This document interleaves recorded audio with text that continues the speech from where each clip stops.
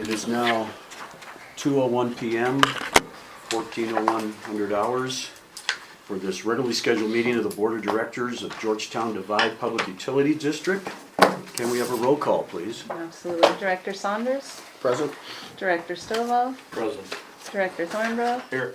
Vice President Seaman, Here.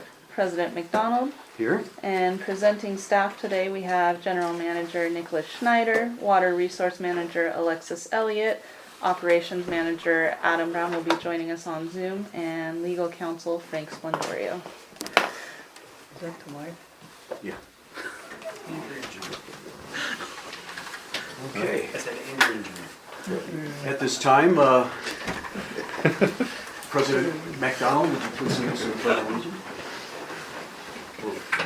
Pledge allegiance To the flag of the United States of America and to the republic for which it stands, one nation, under God, with liberty and justice for all. I think Mr. Dowd, but Okay. All right. Are there any public comments on the adoption of the agenda? Sheree? I don't see anything on today's agenda for the board to discuss the public comment changes that the board president reported out in the August meeting and that I brought up at the September meeting during my public and written comments. There are several consent items concerning board policy, but nothing about public comments. We were told that this would be discussed at this meeting. And then I'm also confused, do we do public comments for closed sessions here or later? Because we've always done them here. So we went back to we were reverting back to the original where the board comments and then you get to comment. Okay, So that'll be. so no change. No change to the action items. And then you are always welcome to comment on closed session. I know, but At the time under, of, when closed sessions. okay, because Like they it- used to have us do it under public forum, and Mitch keeps asking me before the closed session if I want to comment, but we always did it at. Under public forum. You- Closed session because it's an agendized item, So, like any other item, you bring it up at the time we're about to call it. Okay. That'll just be easiest, like every other item. Okay, agendized. because we've always done it under public forum, so. Okay. I will now close the public comment period, and there will be no further public comment allowed for this. Is there a motion to adopt the agenda?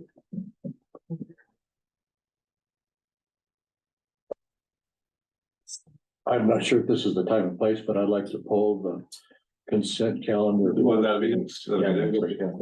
Yeah. Motion to adopt the agenda. Second? To adopt the agenda? Second. Second. All in favor? Aye. Aye. Any opposed? Motion is unanimous. None opposed. Motion passes. Adoption to the agenda. Public forum. Please note that the guidelines for the public forum as they appear on the meeting agenda. As a reminder, under the Brown Act, the public must address all of their public comments to the board, not to the staff or other members of the public. And due to the Brown Act limitations, the board is not able to discuss or take action on items not on the agenda. Public forum is now open. Any public comment? Well, that was my public. I guess I didn't want to. Me too. Okay. All right. At this time, public forum section is now closed. Nicholas, is there anything you'd like to address? Nothing. Consent calendar. Approval of the minutes, September 12th regular board meeting. And the September 26th special board meeting. I'd like to discuss 4C of the consent calendar. So we'll pull 4C. Is there any other items you want pulled?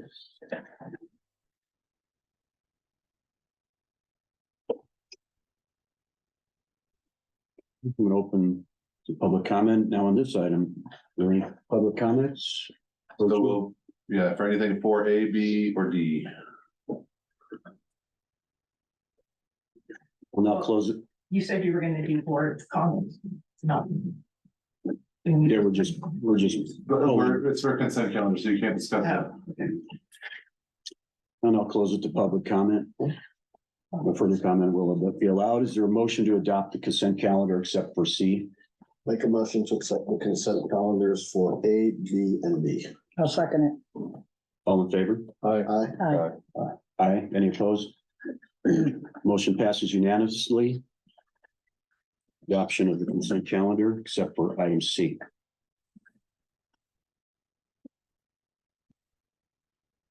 So now you can just open it up for discussion on item 4C. Yes. Go ahead, Director Stovall. Is that? I think there's a couple, and I believe it might be identical, at the bottom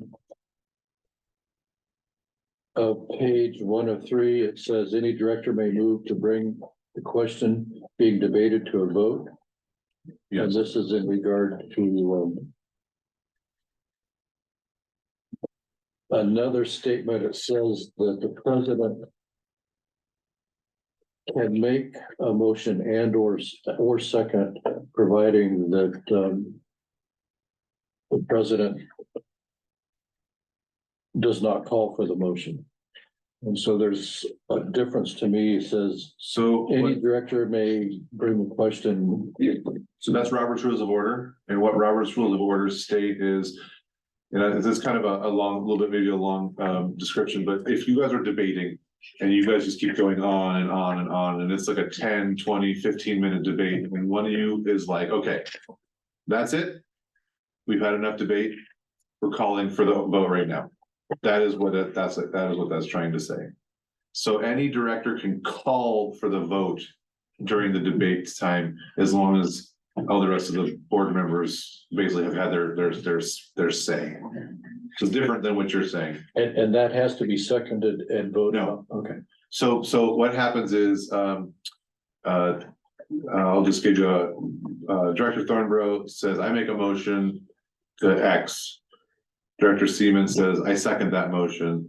And then Director Saunders says, I make an amended motion or something like that. And you keep debating these amended motions.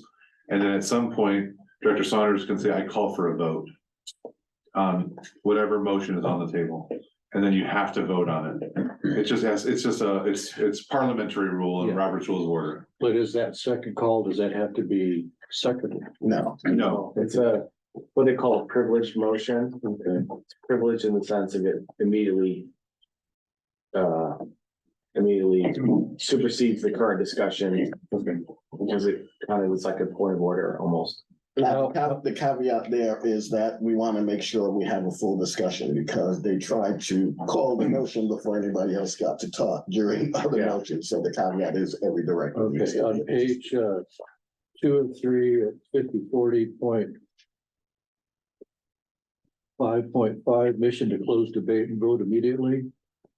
The last line says, which move to close is then seconded. So I feel like I'm getting. I'm that's- confused about when it needs to be seconded and when it does not need to be seconded. yeah, so there's two different things there. You can close debate. When there's a motion on the table and you make a motion, you make a second, and then the discussion continues. At some point, that motion can be called to vote. Okay, so that means you talked it to death or so. Now, before you've made a motion, before you've seconded a motion and you want to, okay, we've talked this to death, we have to actually do something. Then you make a motion to close the debate and that can be seconded. So they're two different Okay. Two so different what- scenarios. All right, Yeah, that's the clarity that I want, yeah, totally fine. because I got confused between when we needed a second one. No, his clarity has confused me. Okay, so there's two different situations So here. here's where I'm confused.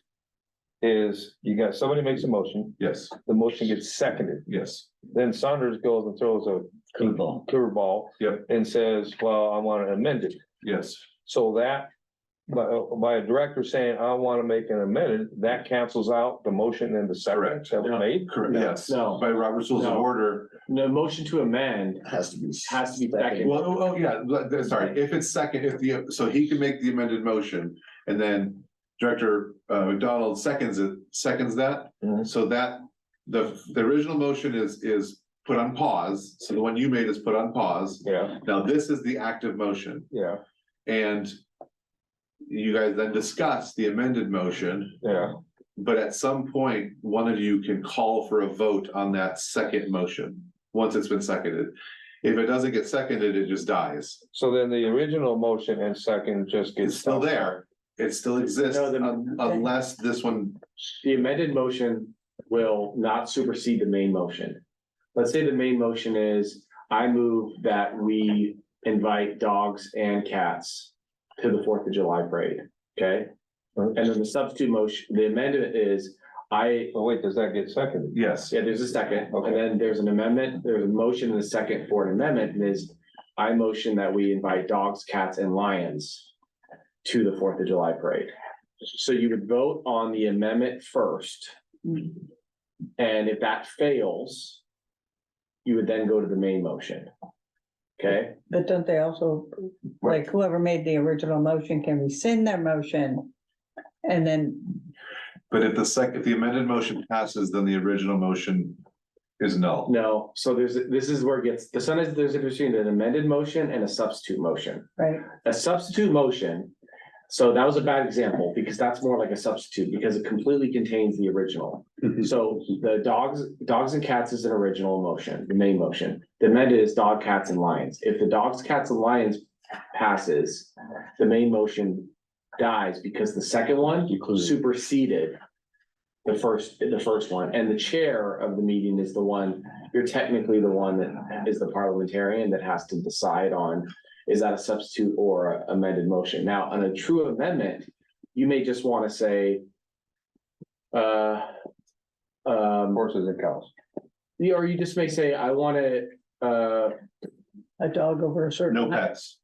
it would basically something that qualifies or adds additional language to the main motion. Just Yorkie Terriers as dogs. Yes, and exactly. So, and then Yorkie Terrier dogs and all kinds of cats, feral or non-feral, right? That could be the amendment motion. And the amendment, if may pass, or I'm failing to come up with a good example, but there are times where the amendment seeks to expand something on the original. I understand all that and what Yeah. you're saying. My question is, in your example, you left out the part where I'm questioning, is the original motion was seconded, Yes, okay? So now what you're saying is that the original motion for the cats and dogs was made and seconded, correct. okay? So then somebody comes in, probably Saunders, and wants an amended, Correct. okay? And so then, And that needs a second. okay, so then that gets a second. Okay, then you can call for vote on that. What happens to the original one? If the amendment is truly an amendment and not a substitute, sometimes people will say amendment, but in effect it is a substitute. And that's where the president, as the chair, probably in consultation with your parliamentarian, which is me, would have to decide, okay, is that a true amendment or is that a substitute? And they're based on the main and the alternative motion, let's call it, that's made, we'd be able to decide. If it's a true amendment, you vote on the amendment first. Mhm. If that passes, Yeah. you still vote on the main motion again. Because essentially what it does is it amends the main motion. Right? It amends the main motion. So what you're saying, the amendment is, I want to say, it has to be a specific type of dog and cat. So let's say it's, what do you, Chihuahua? Yorkie Terriers. Yeah, I knew A lot of difference there. I knew it was one of those kinds of genre of dog. So if it was that one and that passes, his motion would be, I amend that dogs be only Yorkie Terriers. Okay. If that passes, then the main motion has been amended. And the main motion then is, do we vote that Yorkie Terriers and cats, because now the main motion has been amended, Okay. that we invite those to the 4th of July parade. That would then be the new main motion, because the amendment is amending the main motion. The Okay. substitute motion is saying, if the substitute passes, we don't even go back to the main motion. This replaces it completely. So real life scenario is, there was a vote that said we would like to amend finance committee policy, let's say. And there was a substitution motion that says we're getting rid of the finance committee policy. That occurred. Mhm. And so that would be the substitute motion, which totally negates the first.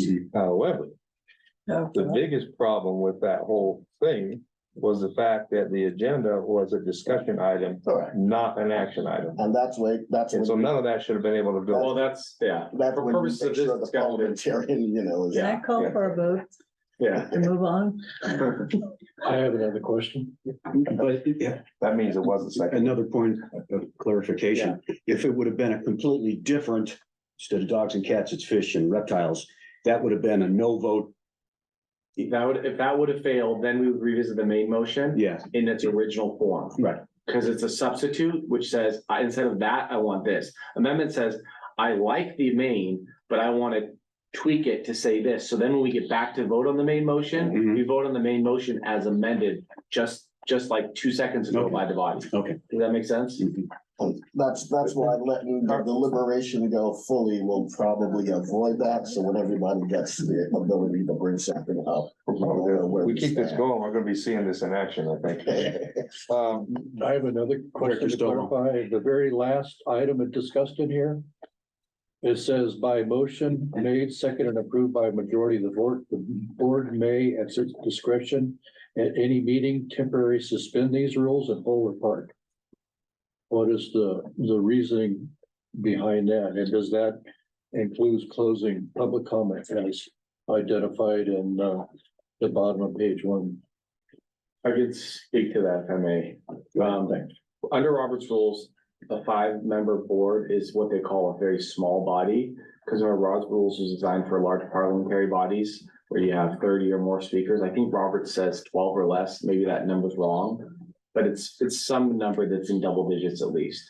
And so the concept is, even under Robert's rules specifically, strict tedious enforcement of Robert's rules specifically says, is not necessary for smaller bodies, because the idea is in a large room, a large hall where you have 30 decision makers, you want to stick to the rules of procedure a lot more tightly. There's a little bit more informality with smaller bodies because it's easier to have your discussion and debate. So really, the rules don't need to you don't want the rules to be a point where they're weaponized or used as a tool to prevent good discussion. And Robert's rules are meant to really facilitate that good discussion and dialogue. And Roberts itself admits that with smaller bodies, you're allowed to. So I guess what I'm saying is I think that policy is getting at that dynamic among a smaller board. There may not be, we don't want fastidious, tedious adhesion to these strict rules to get in the way of what the body's purpose is and what they're trying to do. So in other words, if somebody mistakenly calls a motion to amend, but it really is a motion to substitute, we have the ability to say, okay, that's actually a motion to substitute, not amend. Or sometimes what happens is the mover of the motion will move, to A, B, and C, and then it'll be a second and there'll be a discussion. Well, once there's a first and a second, technically, that's technically up before the body. And the person that made the motion doesn't have the authority to withdraw it from the table because that is now laid before the body. So, but oftentimes what happens is you have a discussion debate and the person that made the motion says, oh, I realize, yeah, that makes sense. My motion was imprecise. And they'll say, I withdraw it. Well, under formal rules, Robert's rules, you need a motion to have that withdrawn. But under smaller bodies, there may be consensus, yeah, that's fine. You can withdraw, we know what you meant, and we'll, or, you know what I mean? So or rather than force someone to make an amendment, the original mover would just say, okay, I just withdraw my motion to say what he said or say what she said, and everyone kind of nods their head and goes, okay. So it just allows a little bit more of a informality. I think that's what that gives it flexibility to, that kind of thing. It does state in here that Robert's Rules Order, this board does not conduct its meetings underneath the formalized rule. My concern is that the board may, at its discretion, temporarily suspend these rules, and I perceive that as all of the rules that are identified in this policy. Yeah. That I have concerns about that. Not necessarily for this board, but in boards of the future. In the past. I mean, that's there just to give the board flexibility consistent with kind of the spirit of what I was just describing. But yeah, this is a policy decision. If you don't want to have that, you could take it out. Very last. You're still gonna have flexibility regardless. I think because you're not under the formal settings of Robert's rules anyway. Yeah. You're kind of in that gray area anyway. I mean, like I said, I think you are gonna have flexibility consistent with Roberts anyways, under the examples I just gave you. These would be for very like, very clear, otherwise more unorthodox changes, like I move that we strike the rule that allows amendments or substitute motions. That would be the kind of thing that would be a little bit unorthodox and out of the blue that you would require a majority for. So those are the kinds of things, you know, that you know, I don't know why someone would want to move to limit the body's ability to do that, but that would be the kind of stuff. And in practice, I don't see that a whole lot. I don't think I've ever seen that. How about this? I see what he's saying and I agree with what he's saying, actually. We've seen this. I think that we should change that to say 4/5 majority. I mean, it's really the board's call. That's a policy question. So you can make them, is there more to discuss on this item or? That's the last one. Okay. One more concern, if we do make a change to this, then it has to be submitted for the next meeting. No, you can make a motion with an amendment to this To this, policy and it still could pass today. Yeah. okay. Was there other items that we wanted to discuss on this policy? I just had one thing, Director Saunders. just to say that, it's not reflected here, but language was removed, from 5040.6, the term, it's the language that was removed is here, and that was, taken from the recommendations of the California League of Cities after the, Acosta versus Meso, case, and that was just, which was replaced by the legislative updates for the Brown Act, which is reflected in the policy, that's noted 4210, and that keeps all of our language, consistent based on SB 1100, so that was it had it. Okay, so was there any other? Yeah, and there was one other thing that this board discussed before about board input and public input, to include the chairpersons of a relevant committee would be included at the board's input time as opposed to be. That's just a call for the board to make at the time, because you could use board liaisons, All right. whoever's That was- present to make the report is. That was an issue that came up. I don't think there's any formal, it has to be this person to make make that call. Director Stoll, would you like to make a motion? I make a motion. Do we do public comment on this item? Oh, yeah, I keep forgetting. Yeah, please. Go ahead, Sheree. I agree with Bob. I think if you're gonna go by some rules and you're putting them in policies, you should follow them. I mean, what circumstance would you eliminate them? It doesn't make sense. And it's not fair to the public, not knowing what you're doing. I'm so sorry, what About his question about throwing out. To be able to vote to suspend the rules or whatever. Under 7.1. I mean, unless it was an emergency, I don't know, even see what circumstance that was. Yeah, and I think it's limited. You can't like suspend the parliamentary rules. I think it's basically talking about the thing you were talking about, like we're gonna have a public comment before board deliberation or something like that. So I don't know if you wanna Maybe make it a little more clear in terms of, I think this amendment is for these rules of order. right, Specifically, I don't think it's related to, I don't think it's related to like, so. chairs facilitation of the meeting. Yeah, I think the original wording was to allow for the more relaxed rules of parliamentary versus Robert's rules. So I think that's the kind of what you're looking for that to say, as opposed to get rid of the rules altogether. The way I read it, it says. Yeah, I agree with you there. as Okay, well. close for public comment. And do I have a motion? Again, I move that, item 5040.1.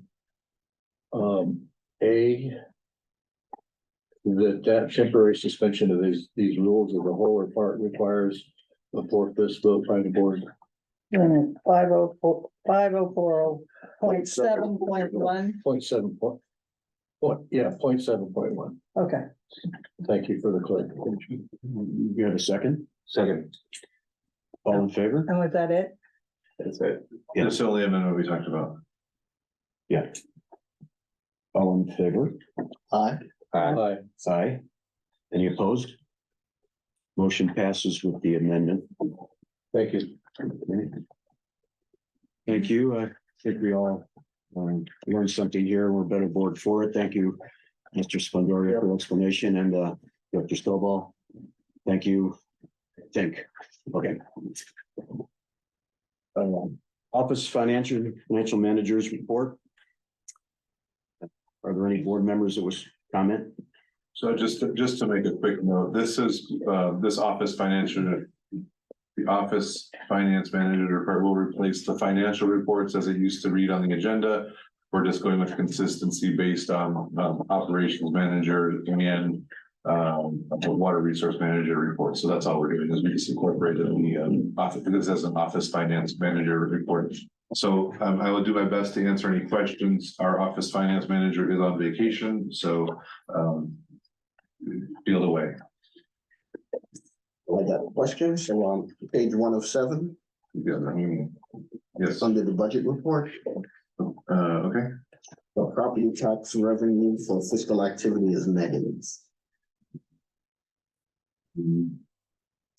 It looks like this needs to be just pushed around. I'll have that addressed. I would disagree. I think that shows that actually property taxes revenue has gone up from the original budget by $71,000. No, that showed the fiscal activity for the year was negative 71,000. No, it's subtracting from I think what it is we did receive this has to do with tax liens. So we've received that's not part of the 2 million. I'll have to Right. look at the accounting on this. It's basically a prepayment that we've received from collection on some assessments and past tax liens. So this isn't like one of our big payments. It's just kind of like a hanger-on payment that they gave us. Yeah, because a negative there would give us a negative revenue, and it's a positive revenue, so that's the problem there. I know it's balancing out to be. Yeah, okay, yeah, But that would be negative there. And then page 2 of 7. This may make a motion moving forward, so things which had a $0 budget initially, but then has ends up with a number.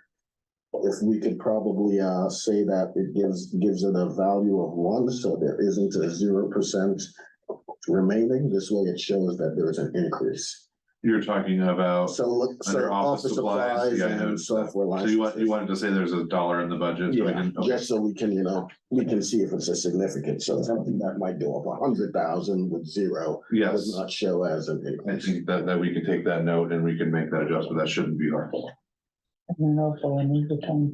Yeah, then there's one there, and then, For which one? well, I mean, there's throughout software licenses, there's a bunch, but I mean, if we do it for that, that'll cover everything else. And then just comment the PERS UAL, we can see that that's gone up.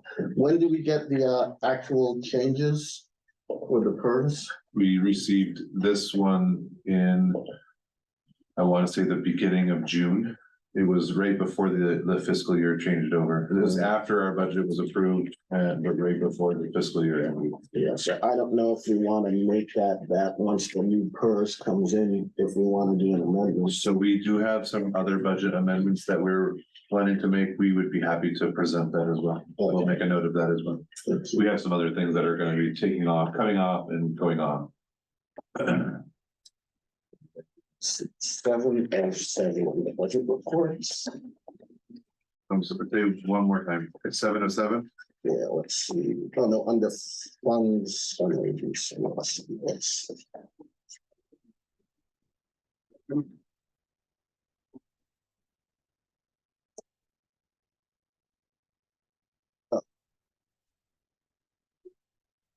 So the way it comes in, the last column, the variance.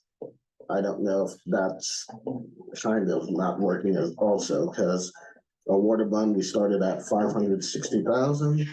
And if the fiscal activity was, we used 404, now it's negative 964,000. So now it's more than we've used and what was in it. So soon there's Oh, that's weird. Yeah. something going on with the variance there. And that's all. Yeah, we'll look into that. That's not right. It's just, Yep, so there's some formula thing that's yeah. going on there. Thank you for the good. It's checking. And then we like to see. And the financials, I know we will be getting quarterly updates on the investment report, but once we get our investment report, can that be whatever the past one is, be kept in our financials as well? Sure. And that's all I have.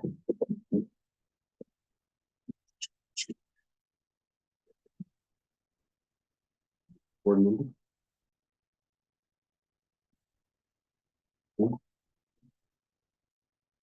Now for public comment, Sheree? So this is for 2 months.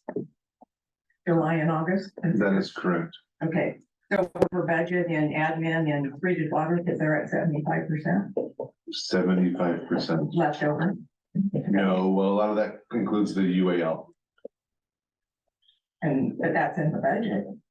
Yes, it's also we pay the whole Oh, so year. excuse it. Correct. Okay, all right. Well, I don't see any other commenters. Okay, I'll now close this public comment period. No further public comment will be permitted. Staff, anything else to add? No, none of this time. Cool. Informational items, we'll receive all these reports and we'll open these to public comment after all have been given. Board reports, Director Stovall, would you like to make a board report? I just wanted to make a comment that I think it's most useful of my time and the district's resources to rely on other board members to go to the Aqua Conference. And I would prefer to work on more of the local committees.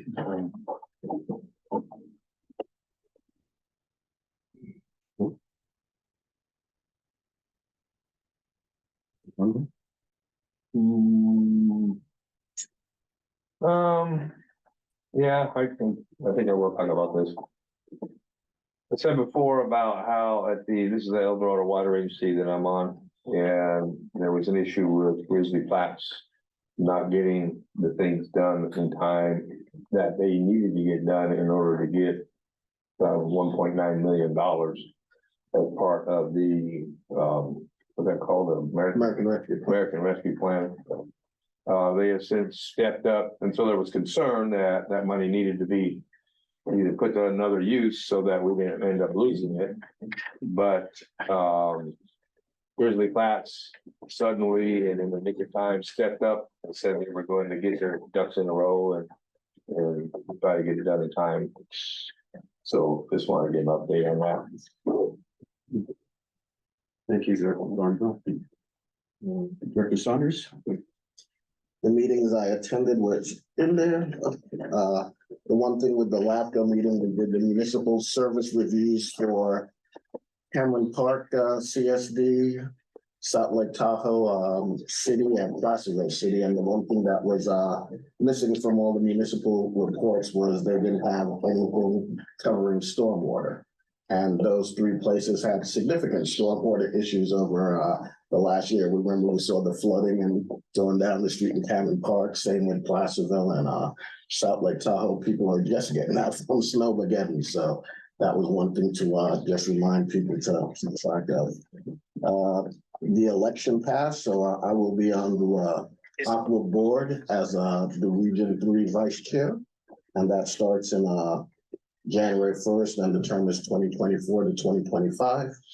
And you can see the community events there. We were all at myself, Mike T, Robert and staff was at Founders Day. And the other event that we attended was the legislative tour. And I think there's pictures on that as well. But that had representatives from the state and local representative to tour the damage from a mosquito fire and the Forest Meadows Reservoir. We have all of the legislation that passed through the Senate and Assembly, and some are still pending for the governor to sign. They did sign SB 659, which covers groundwater recharge, where we may have the ability as a district to provide water to help recharge groundwater basins, and that would hopefully be at a revenue profit to us. The only other ask we have is we did send, I believe GPUD sent in our logo to help with the coalition on the water use efficiency. That's the conservation method. So we're still trying to get some changes to the outdoor budget that will be coming to the district. So that was one thing we just wanted to see if we want to ratify as a board that we were in agreement in sending that. We talked about it last meeting as well, but I don't know if we need to have a formal vote to ratify the board's approval. I think we've already, Quick question, do you happen to know, has the governor signed the ACA 13 having to do with the proposition vote? yes, 4 days to either sign it or not. okay, I believe you do. He did sign it? Yeah, It should be in the packet that you have. Okay. that one's So you finally won an election at Stockholm? Is that what you're doing? yes. Wow. After how many attempts? Well, I was on the board, so I was on, so that's two, so this is two, but I didn't win the big one, so. Okay, well, congratulations. That opportunity will avail itself to me. Yes. This will help him in the future. So hopefully next time we'll get more small district and rural representation, so we can try and get more advocacy on these bills that go through the state. Thank you, Director Saunders. Vice President Seaman? All I've done, which is all I've done, we've had the irrigation committee meeting, and as you can see, we moved forward the ordinance. And it was a very good meeting and full attendance, which is a big, woo-hoo, haven't done that before. So. Thank you. Director Saunders and Nicholas and I attended a ribbon cutting event with Senator Alvarado, Gil. And he was going to present us with the check for $250,000. But what was that for? That Clarification? was through the state appropriation, so we're gonna use it to cover the generators that to cover the pump stations when we have the power, when power goes out, and for the AMI meters, so one to go into a master meter. So there'll be a point in the future where she'll be here to present it to the district. She didn't come here to the district. She wants to visit the district and do a little bit of a tour and come and see well, basically what she's supporting. And the only other thing is upcoming on the docket.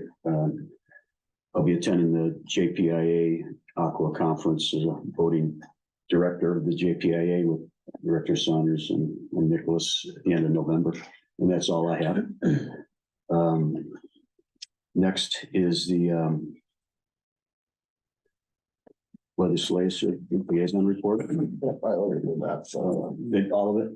Okay. unless we want to add anything else, but unless anyone had questions. Okay. That was the only one. Okay. Operations manager report, standing in for Adam. It'll be me. Okay.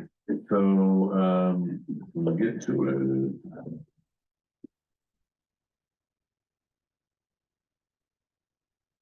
So, all the data is in the report. You can see that Stumpy, it basically dipped right below 90, and I think we're gonna go above 90 with the rains that we have coming, so we've had a great year of water availability. I imagine that we're going to be spilling much earlier this year than we have ever in the past. So that's great news. I would just kind of open it up for questions. I can talk about the same things. I have a few things to add in my GM report. You can see some of the pictures and some of the work that they've been doing. We did have a couple of treated water line breaks that were a little bit more tricky than others, and so those were definitely something that were tended to a little longer. And you'll notice in the packet that we purchased one of the 2 trucks that was approved at the last board meeting. It was a 2023 F550 with a utility bed. The purchase price for that was $90,855. We've identified a potentially used dump truck. However, we don't know if it's going to fit what we need just yet. So, I thought the dump truck was taken off that list. not a 10, small, the 5,500 dump truck. Oh, okay. Yeah, sorry, I should have clarified that. Yeah, we're not doing the 10-wheeler. We're doing a 550 or equivalent dump truck. Because you know I'm all over that 10-wheeler thing right now. I know you are. You are definitely keeping me on my toes when it comes to that. You can see that we have used a lot less water for our residential water use assessment. That's great. It's probably because we've had a series of cooler weeks. So, but it does look good because it helps us conserve water. So I would just open it up for any questions from the board. I started to. I'll turn this around. On the map with the different colors, what do the different colors mean? Those are all the different areas that they have done work on the irrigation canals. Some are blue, some are pink, some are yellow. I would ask you not to ask me that question right now, because I don't know. I can get you the information, but unfortunately, I don't know what the color coding means. It says right there, it says, It may be on yours, but it's not on mine. it says right there, I can't read it, it's too small, my eyes aren't that good anymore. Oh, no, it doesn't, I'm sorry. No, I'm not 100% sure. It has to do with what work they're doing. And I know, are you talking about the lines? Because the lines are whether it's The colors, are pipes or, yeah, Yeah, could you look at that? oh, that's an Yeah. open canal or a pipe? The cute colors. The purple and the yellow and the black, they just dictate like where a wastegate is, which, if it's piped or if it's open ditch. And Or, and yellow. then also unlined, Aligned, So yeah. lined. unlined line, and pipe. Okay, Yeah, sorry. I wasn't sure. I thought you were talking about the blue dots. The blue dots are where the work has taken place. figured that, but I was like, well, what do these colors mean? Yeah, so we have a master map of all of the areas that are either lined, unlined, or piped. And so those all correspond to one of those designations. All right, thank you. Thanks for asking. I was hoping somebody would one day. One day. Bugging me, but just wondering. Ask, but don't ask again. Yeah, I got it. Okay, now I know. On the CIP projects, were we gonna do the generators and master meters within the 23-24 CIP from the? We're already on the CIP. All right, so if we can just add it on to his report that you guys hear as well. So yeah, those, we do have them on the CIP as a pending grant approval. Yeah. And since we just got grant approval, we haven't updated that. on it yet. Back and forth. Sorry. We just haven't added them in yet, because we just got the money. Exactly. And, You have an agenda item for that? You have an agenda item for the CIP. That's a different, That's a different- we're gonna go, that's for adjusting, removing a few CIP items and then kind of reconfiguring where the money is gonna go, because we need to do some work for the mosquito fire mitigation work. And so we'll go over that. And then just going along, I mean, we've been one of the few districts that doesn't have a shortage of water, and we've been doing well with our conservation, which doesn't help us with all the stuff they're doing with the state, but we just want to keep pushing that forward. Yeah, I will, guess a good news update. I'll just kind of spill the beans. I do have some pictures. I was able to present at State Water Resource Control Board. Don't do it again. Wow. Spoke to the executive director, actually, he's the assistant executive director, and as of right now, we do not have a conservation requirement any more than we're doing now up until 2035. So That's good. the district has really taken a lot of steps forward and has done a great job at conserving. And so the state board is seeing that. Now, that doesn't mean everybody can go home and turn their faucets on, because then we're gonna be back in the same area where we were before. But as of right now, the way the new water budget is laid out, we're in really, really, really good shape. That's good. And then will you be covering the, In my in report, our report, all right, so I'll stay back. Not yet. So I asked. I got you. I have a whole pile of this for you. Okay, I think those are the other board comments. Yeah.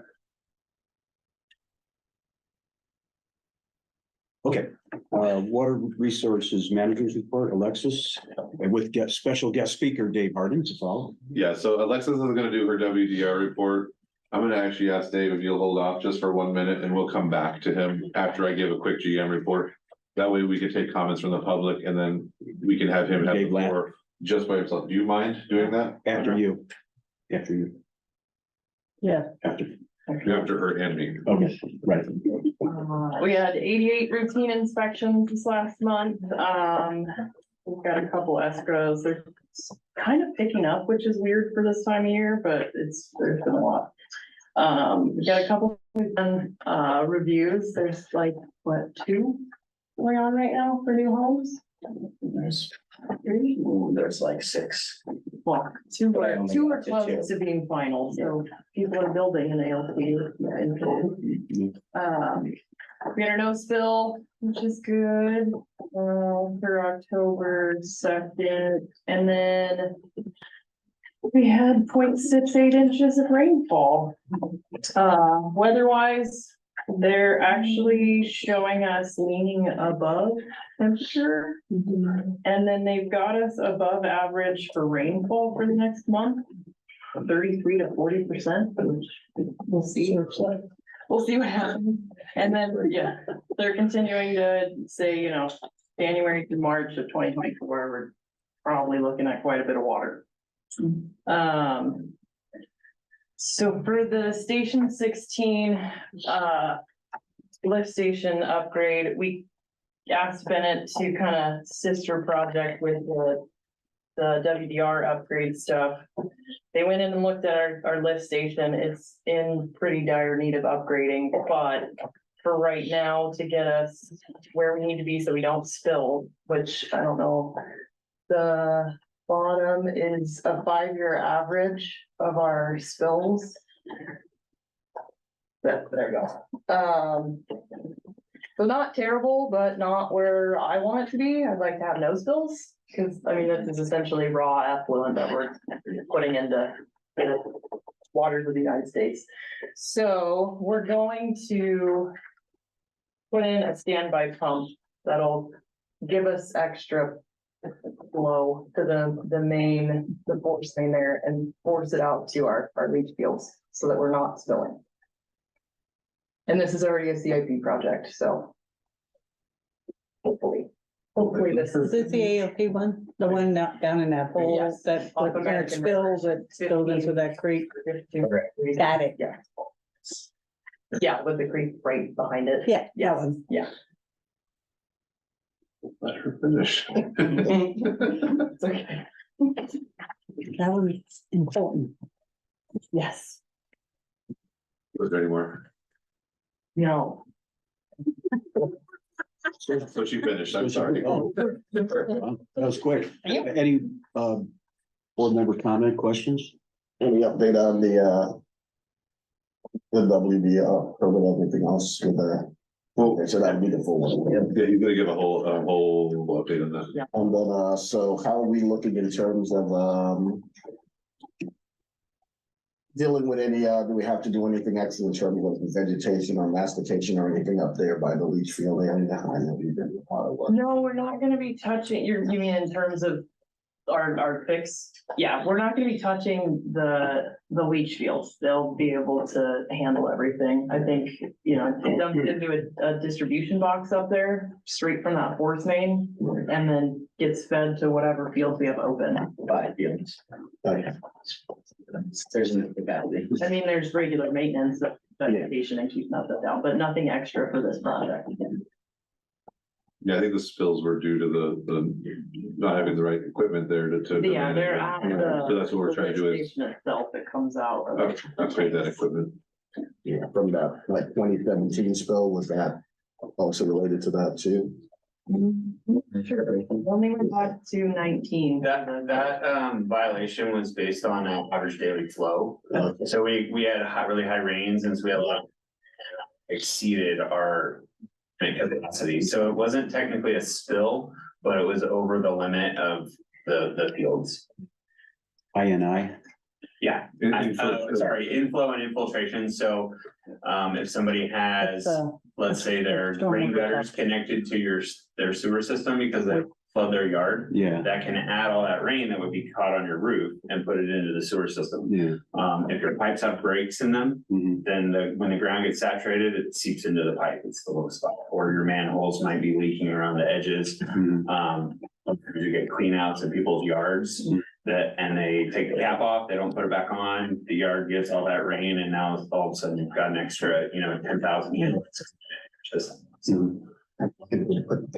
That's the 5-year calendar kind of, every spill pretty much coincides with heavy rainfall.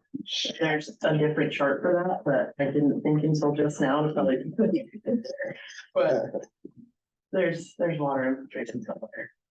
Didn't we have some work that was gonna get done there to shore that up where we had a little more give, like, secondary containment around that thing or something? We were gonna do that at one point. But since I've been here, I know we talked about that. I think we tossed around ideas, but that's when we got Bennett involved and Okay. came up with like solid, a real idea of how to fix it rather than us being like, oh, we'll put a kiddie pool there and see how they're. Yeah, we've worked on the system quite a bit over the last, Right. well, since 2017, 2018, I think. We've done feasibilities for expanding the leach fields out there, and there's just really not soil and there's not really a need for it. The need is the fixing up the collection system to prevent that excess water. You guys are already doing the inspections of the septic tanks because that's another spot. One of the issues we have when we look at the INI for this collection system is that it all comes from septic tanks. Right, so once we blow smoke into the system, it stops at the septic tank. So we can't see anything past that unless we were to look at each individual house and see if those collection systems, the house is actually leaking. So we do what we can, and the fix right now is to get a bigger pump station because the spills are happening because we just don't have that storage capacity at the pump station, even though the pipe has plenty of capacity to send water out to the fields. Because if a pump goes down, you flood. Yeah, or if they just can't keep up with the pumps that we have in there, and then it's only 1,300 gallons. Well, I mean, that's not very much water, so we pump it down. Those pumps are just constantly on and off trying to keep up with that, or they're on and they just get inundated and they overflow. So this fix that we've proposed right now is, in a sense, a Band-Aid. We want to give the ability to hook up some more pumping power, get the water out to the leach field so that we're not spilling. And then what we've proposed is that looking at future CIPs, we actually upgrade that whole system so that you guys have the right capacity. So I brought this up before, with doing some kind of an education outreach to Auburn Lake Trails to make sure that they have knowledge of, that, as they always say in the wastewater world or stormwater world, only certain things go down that wastewater line and you keep that clean water out of it. And I know I had little pushback from one of our, what do you want to call this gentleman? One of the past committee members. And it was basically, the pushback was because of knowledge or lack of knowledge of understanding what it means when like you said, oh, I left a cap off, so I get all this water that, the flood water that's out of flooding my yard now goes into the septic system. and overflows our system here. So I think, I don't know how to go about that, but it might be a good idea to have some type of a presentation to Auburn Lake Trails, so that they understand what leaving a cap off really means. If they have a downspout on their house that runs down into an area that they can get that to go into the sewer system and poop out of their yard. It's great for their yard, but causes the system to fail. So I've been in contact with them, I think almost since I took this position, and most of the time I get pushback from them saying you can't go to any of their meetings unless you're a homeowner. But actually through dealing with the WDR stuff, I've read in our regulations that a representative from GPUD is allowed to go to the board meetings. Yeah. And now And I they should should. reach back out and That's figure fine, that I can portion start out. attending. Yeah, I think we should, give direction, especially before the rainy season starts. 'Cause Yeah. it may be an excessive one, and, we may also, if we want to call a meeting for just the CDS, because I'm not sure how important it is to them on CDS, that it doesn't impact with The us. problem is we don't know what kind of response we're gonna get from the people there. We can definitely go and make a presentation. We can definitely go and say what we have to say, but who's to say the right people are gonna be in the room that are gonna listen? But yeah, we could definitely do that. But at least the board president's gonna be receptive. No, Maybe absolutely. I totally. this now, the current regime, but maybe not the residents. Water infiltration can impact your on-site wastewater treatment system as well. It's not just the DS system. Right. So have everybody. And that was one of the big things I was trying to get across, and it fell on kind of deaf ears of this whole room at the time. Can you do a targeted mailing, like a flyer Yeah. in the bills? Yes, So could you just send a flyer saying all this to all of the customers? yes, There. yes. Yeah. I think it's gotta be I think that would get the word out to the most amount of Break it people. down to CDS and then all on-site wastewater. I have another But you curiosity. gotta make it very, You might want to couple that with an email, right? So we can we can use Water Smart, but it does, phone calls, emails, and, letters. It does all of them. And I have a curiosity question. How big is the pump, the primary pump? 15 horsepower, so two of them. Yeah, but as far as flow rate, aren't we at like 20, I think? 135 gallons per minute with both running. Individual, you're usually about 75 gallons per minute. So we already have a backup in place. We have two pumps. It switches between two primary pumps. Oh, it's alternating? And then when we have infiltration, both pumps are on demand, completely running, and we still spill. So we need a Oh, okay. I somehow took this to mean that we had another backup, like a backup pump. There's two that run constantly and they switch off of a float. did we BFD those? Weren't we gonna BFD those? They are. They are Yes.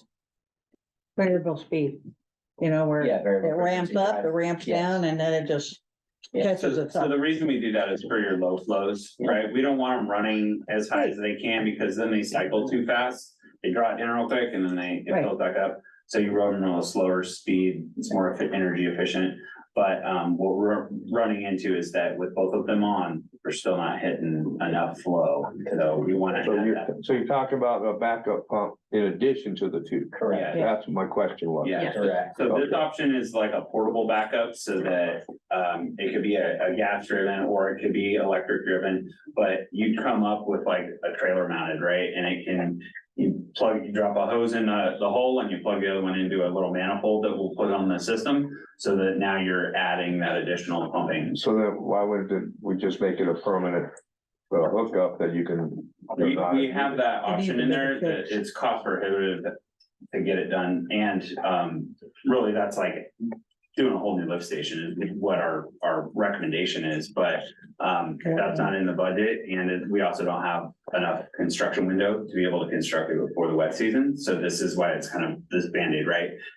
It also will serve it, when you get the new pump station, you'll still have that backup pump, right? So you'll still have that ability to have that additional pumping capacity. Well, I guess I'm confused because how is it that you can easily go in with a trailer with a temporary one and tie into the system to get it to do what you want to do, but you can't do a permanent one right there? There's just not enough room in the hole, right? So we only have a 4-foot diameter hole that the pumps go down into. It's like a manhole. Yeah, so we had a little drawing of it.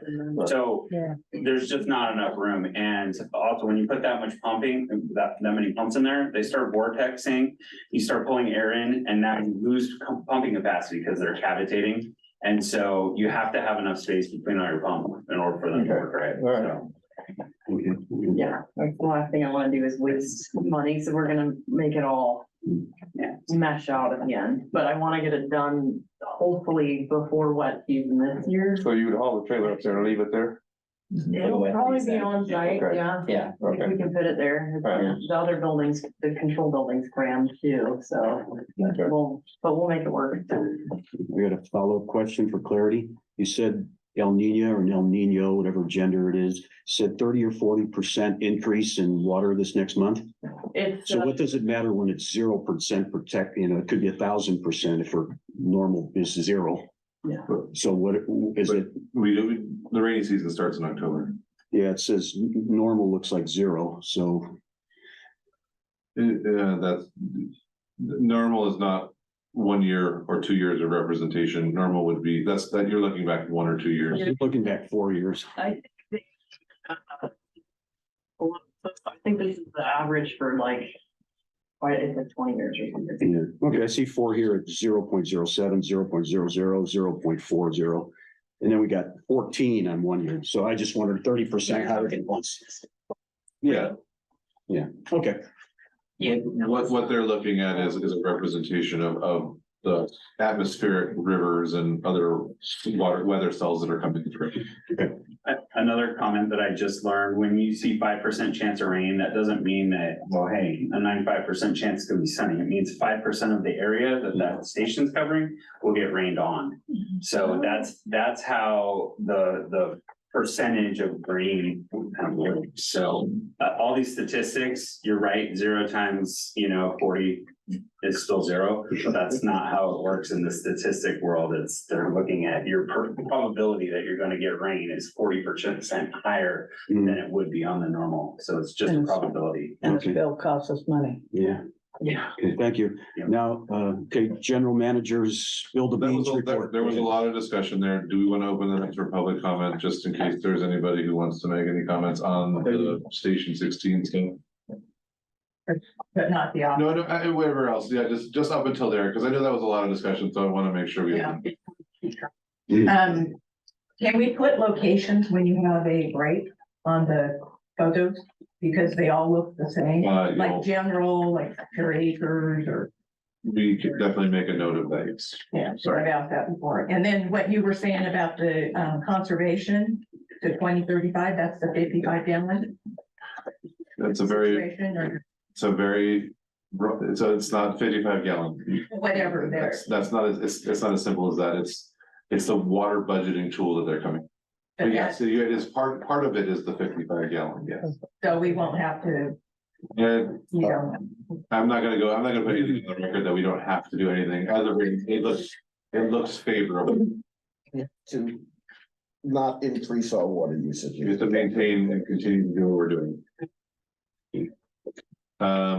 Close public, comment section for now. Yeah, Nicholas, would you like to give Yeah, your general manager report's gonna be just, you can see where I had been for the last month in my report. Couple highlights, we did some interviews for a couple positions here. I got to go up and tour some of the fire damage, participated in Founder's Day. I met with Alana Jenkins, the new general manager for the Record Park District. Got to go to the grand opening for Senator Alvarado Gill. Some good news, it was kind of already stolen from me, but we did get some money from the state for the generators and AMI. So we are just kind of starting the process of determining prices for those generators. We're anticipating approximately $100,000 of that money going towards generators. It could be a little more than that. The balance will go to the AMI system metering. Upcoming, well, I guess we did host a legislative visit, and you can see some photos from that meeting. That is Assemblyperson Megan Dolly. She was here. I got the privilege of introducing her. She is a farmer. She understands the rural living. She understands the challenges that we face. So it was great to have her here.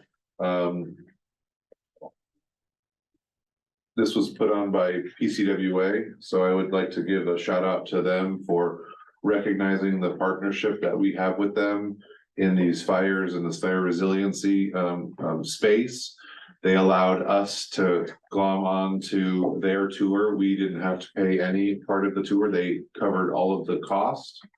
I'll give an additional shout out to Adam Brown. He was part of the tour and took this contingent to one of the fired areas near our canals, was able to show the damage, was able to show, what we are facing. I mean, not many people can go up to see what it is, but it looks like an apocalypse up there happened. It really is telling what is up there and what is not there anymore. So, everything that was there has now been either cut down or it's been burned or slashed. It's you can actually, it was Adam made a comment while me and him were there together. We were one ridge over our canal goes all the ridge lines. We were here, we looked across the canyon and he goes, wow. He goes, I've never been able to see our canal over there before. We know it's there, but you can actually physically see it from one ridge line to the other ridge line because of how much damage and how much devastation is up there. So that's definitely something that we're contending with. Let's see, upcoming events will be at the EDWA plenary on October 19th. I will be attending financial management for special districts put on by the CSDA. That is part of the essentials for leadership certificates, my last class. So I'll be able to apply for that certificate. There is an SLC meeting, which is State Legislative Committee for Aqua, that is going to do all their planning for upcoming legislation. And lastly, I was accepted into the JPIA Leadership Essentials class. That will begin November 1st and go November 1st, 2nd, and 3rd this coming month. And then it's every month we will be there's a mix of webinars and in-person classes that I'll be taking to ensure that I have all the leadership skills that I need. Lastly, before I finish, post on Facebook noted that there was jellyfish in the Stubby Meadows. There's a handout that was also posted in regard to this. You can read it here. You can take it home and read it. Basically, it goes over these freshwater jellyfish. Through research and analysis, at this time, the jellyfish are not known to be any risk to people. They're very small. They're the size of a penny. You can see the comparison there, about yay big when they come out. First documented in 1908. Been seen in 43 of the 50 states. There is no known water quality concerns as of yet with this jellyfish. And they're typically found near the surface of water, and they feed on the plankton. The only issue that I've seen is they may reduce the amount of food that's in the water for other microorganisms. And so that's the only kind of issue that I've heard, and it doesn't sound like much of an issue. We don't take our water from the surface of Stumpy, we take our water from underneath the dam. So these have a very hard time getting into our water supply system. As of right now, there is no treatment concerns. We're not seeing them at the treatment plants. They're not clogging anything. They're not having any problems. All of our operations are more than sufficient to remove these from anything. If they were to make it to, say, Walton, they would be filtered out before they even made it into the plant. Now, there's been some other concerns about Stumpy. There was an article in the San Francisco, whatever magazine that was. Something that we're going to start looking at is how do we combat or ensure that we have strong water quality here? We don't currently have any treatment. I've reached out to our neighbors, both PCWA and EID, to see what their policy is for dealing with this. Things that we're looking at and have a potential for concern are quagga mussels, zebra mussels. I'm probably going to start implementing some water quality sampling at Stumpy, temperature readings, chemical readings. What was the article about? I don't know what you're talking about. There's an article that Stumpy Meadows was a great place to come swim Right, Yes. okay, in San Francisco. And it basically invited everybody from the Bay Area to. right, yeah, I saw that. Yeah, that's what I'm talking about now. Okay, all right. There's two different issues. One is the jellyfish and now there's what's kind of water quality concerns. Okay. So we're gonna start testing, making sure the water chemistry isn't favorable for any of these potential issues to grow. So that's my report. Is there any questions? Yes. I suppose, the use of by people and the potential for them to, That is what we're looking at. So there's with the voting issues. we have limited enforcement actions that we can take. It is a recreation lake, so there's limited things that we can do, but there are things we can put into place. Yeah, and that was gonna see if we're also gonna reach out to the forest recreation site as well. Yes, that's gonna be part of any kind of inspections for like quagga, zebra mussel, stuff like that. Right. We'll have to involve the forestry service to do any kind of inspections for that kind of stuff on boats or anything. I think the jellyfish are gonna be our friend, because those swimmers show up and they see those jellyfish and they're going in there. You can't really see them though. They're so small. They look like little air bubbles as they're floating around. So they're not really. Kind of a fluorescent paint on them or something. Yeah, we would get Dress them up a little bit. That's right. We'll dress them up.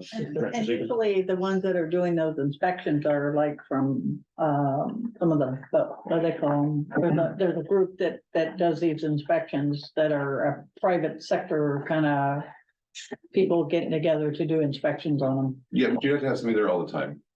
I understand, but at some point, that's the problem, is you gotta make sure that they're not taking on somebody else's problem in our drinking water. Okay. Yeah, Totally 100%. That's my concern as well.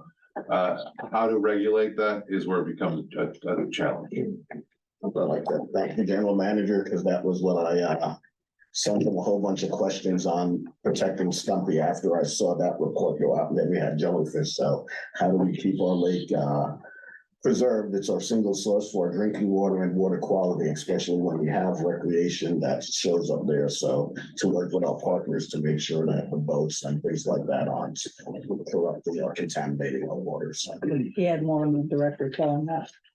I'm sure. I did look into the other lake that you mentioned, Lake Hennessy, and they do allow boating.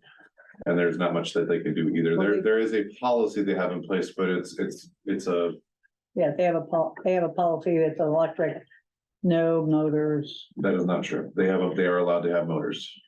They're allowed to have gas motors. Basically, the policy says something to the effect of don't pollute or else. And then the or else is nobody really knows. It's the unfortunate thing is you can put a policy in place that says anything. If you don't have enforcement capabilities, then you can't do a lot.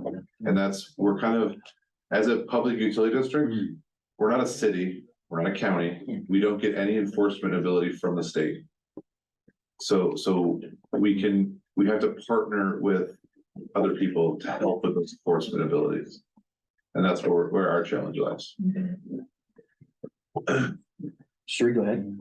I don't remember the guy's name, but he's a geologist and he lives up country. He came here a year and a half, 2 years ago, and stated on the far side of the lake, there's feces and toilet paper and everything, just all the way around the lake there.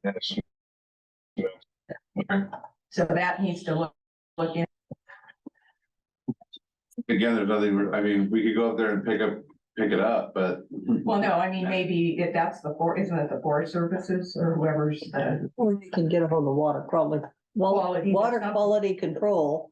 And they do have an arm of enforcement that would go up into that area and look.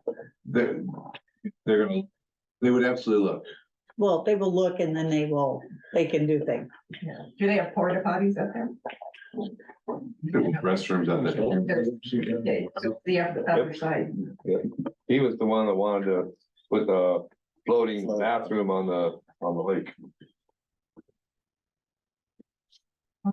Sounds exciting. No, we could send Brian out to watch it. Both comes by with a nice wake. Any more public comment? Here's a canoe, Brian, go out there and take care of it. Close the session, for public comment. I do. Pause for 1 second. Who's I do?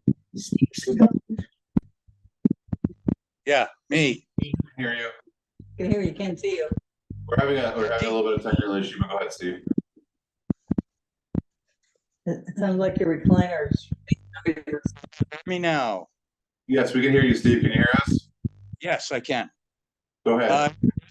I'm kind of worried. I wonder, does the state, the federal, or the local water agencies have any contingency plans in case we are under a terrorist attack, seeing as how what's going on over in Israel, these people will stoop to any lowest levels to harm us. And we need, I don't know, we need to keep an eye on stuff, I guess, or protect stuff. And has anybody got any plans in the making?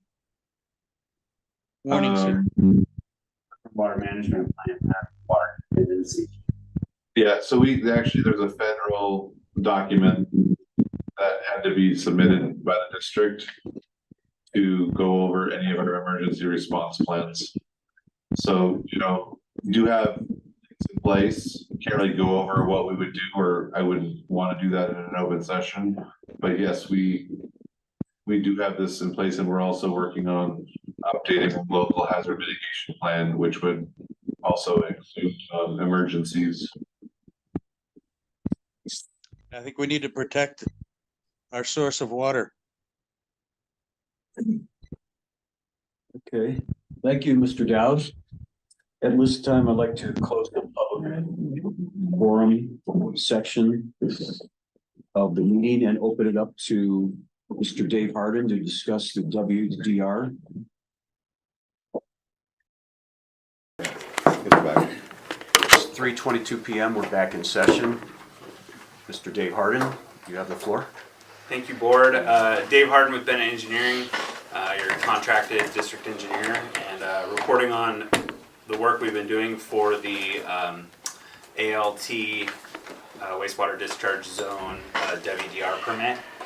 So we were asked to look into our options for re-permitting the WDR, which is the waste discharge requirements order from the State Water Board. Right now, the order includes the entire ALT, which is what I've come to find is by definition this zone was made by this board, and it falls under the health and safety code for the state of California. So and that is to prevent nuisance and hazard, potential hazards to water quality or air for that matter. So one of the things we were looking at was, can we separate the CDS from all of the rest of the on-site wastewater treatment systems in the ALT? And the finding was, because it is a zone under the state health and safety, there is not a way to separate these out. We can't just permit the CDS. And I believe this, from what I gathered from these documents from 1984, this was looked at. The TADCO and the POA decided that they did not want us to form a community service district for them. They wanted to be this zone. So it puts these stricter requirements. There was a judgment by the Superior Court that says, we take sole ownership or responsibility for all of the ALT, not just one piece or the other, right? But the whole thing. So we've approached the county a couple of times now to see if they would partner with us to help kind of create a local agency management program, which is called LAMP, for these on-site wastewater treatment systems, these outs, because that was our thought was, well, even the State Water Board says, this is such a weird permit. I don't know why we're doing it this way. But as you dig back through the documents, the reason it is this way is because what they found out there was that there is not sufficient soil on most of the lots to allow for on-site wastewater disposal. Many of the lots were even combined or an easement was granted to the neighbor's lot so that they could still have a sewer system, because they originally wanted 1,800 lots out there. And I can't tell you how much they spent on studies and all of that, but I know that the POA was awarded like 2.6 million in '84, and the lawyers' fees were 800,000, which is about 2.5 million right now, by the way. What's POA? The Property Owners Association. Okay, oh, okay, Or ALT. like HOA, yeah, HOA, POA, yeah, I think they called it a POA, Okay. in legal documents. okay. So, yeah, so we did a deep dive into even the studies for, they go through each individual lot. So they spent a lot of time and effort to look at every one of those lots in there. Because there was the question, can people build ADUs? The state's mandating ADUs. Why can't we, we've got all these big properties and stuff. There's just no land disposal out there for them. Even if we got new technologies in there, it doesn't alleviate the fact that the water has to go somewhere. And there's fractured bedrock under there. There may not be, only a couple feet of ground. So that's how they came to be the way it is right now. As we were talking about, the CDS is, part of this zone. It's got its collection system because those lots had even less suitable ground for it, right? So we've gathered all that and we pumped it out there. So one of the things to note is there's not really a way to separate, the cost for running the CDS versus the cost of each individual system, right? Because it's this zone. And if you get a violation on one guy's lot, it's a violation for the whole zone, right? So that's one of the things that the court was kind of pointing out to Georgetown. You're required, the PUD is required to monitor all of these guys. They're required to monitor the water that's running out of the zone.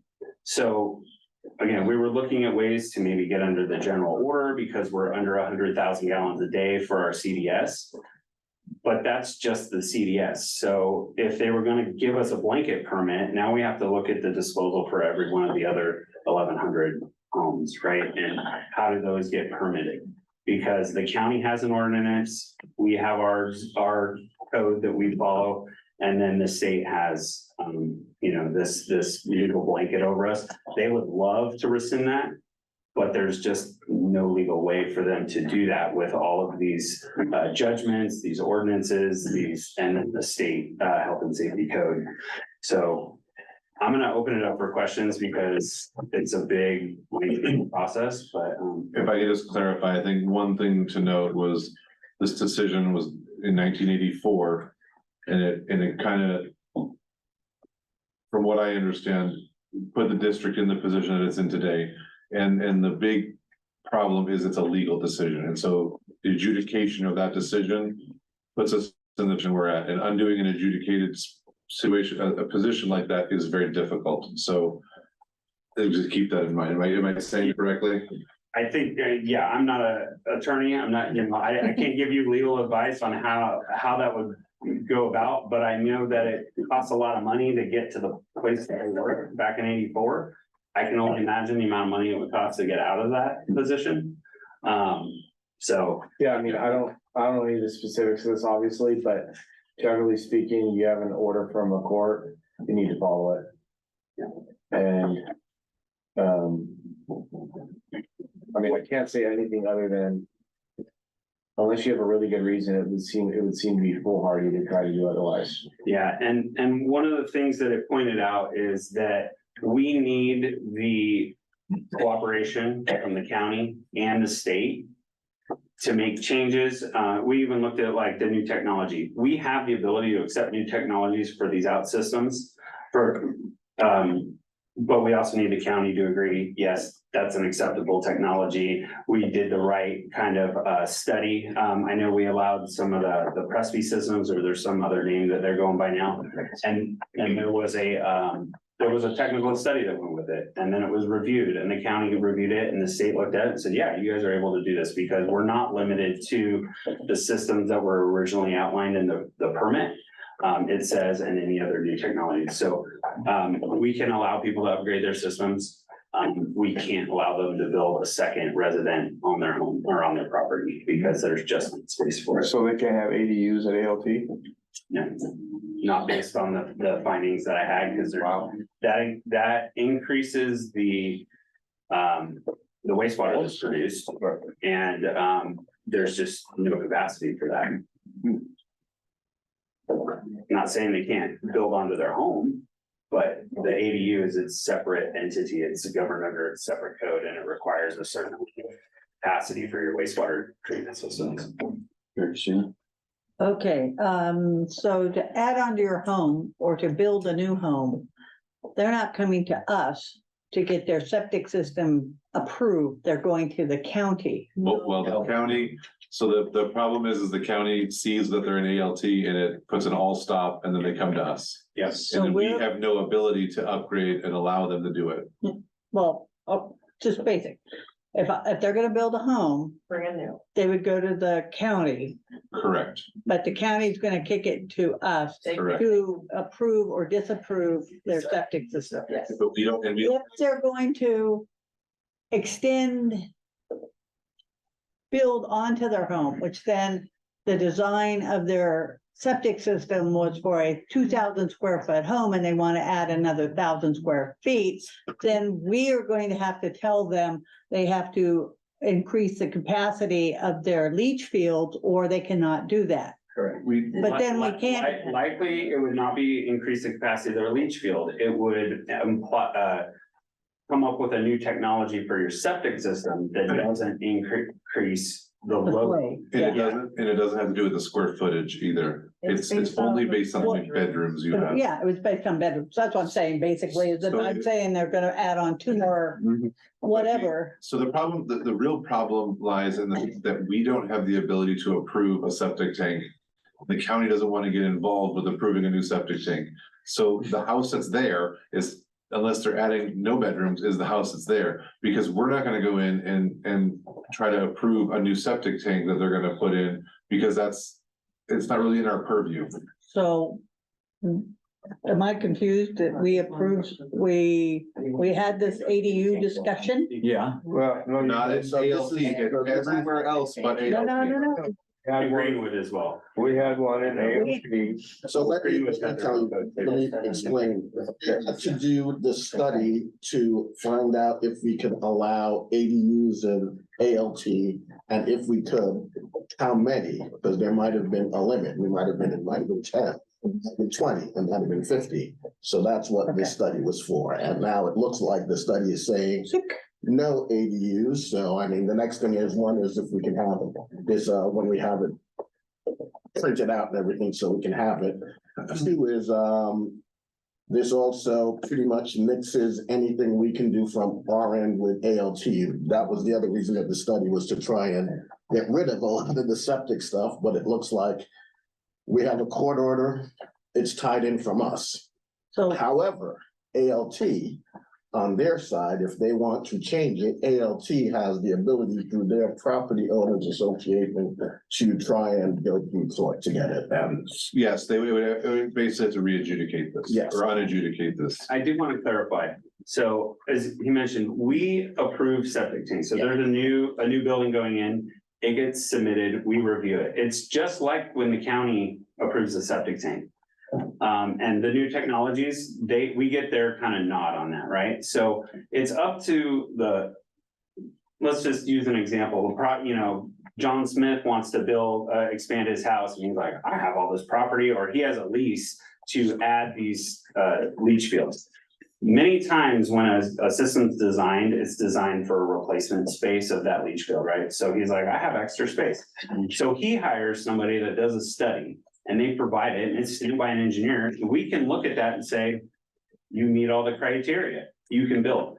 For the district to go and do that for 1,100 lots, you just pull out your checkbook, I don't know, what, $5 million, $10 million? I mean, why should everybody have to pay for that guy to be able to build those lots? So if each individual lot wants to come and hire a geologist and an engineer to say, hey, I found this new technology, it cleans the water better, and therefore I can build, we can accept that report, we can review it, and we can either approve or deny it with the county's concurrence with it, because their health, it all has to go back through their health and safety, environmental health department. But they're gonna look to us to make sure that we reviewed it first, right? They don't spend their engineers, and they want you guys to, it's our responsibility, so we make sure that it can be done. So it's not a stop all, but it's not the district's responsibility to say, hey, everybody in the ALT can build a, well, we're telling them they can't, right?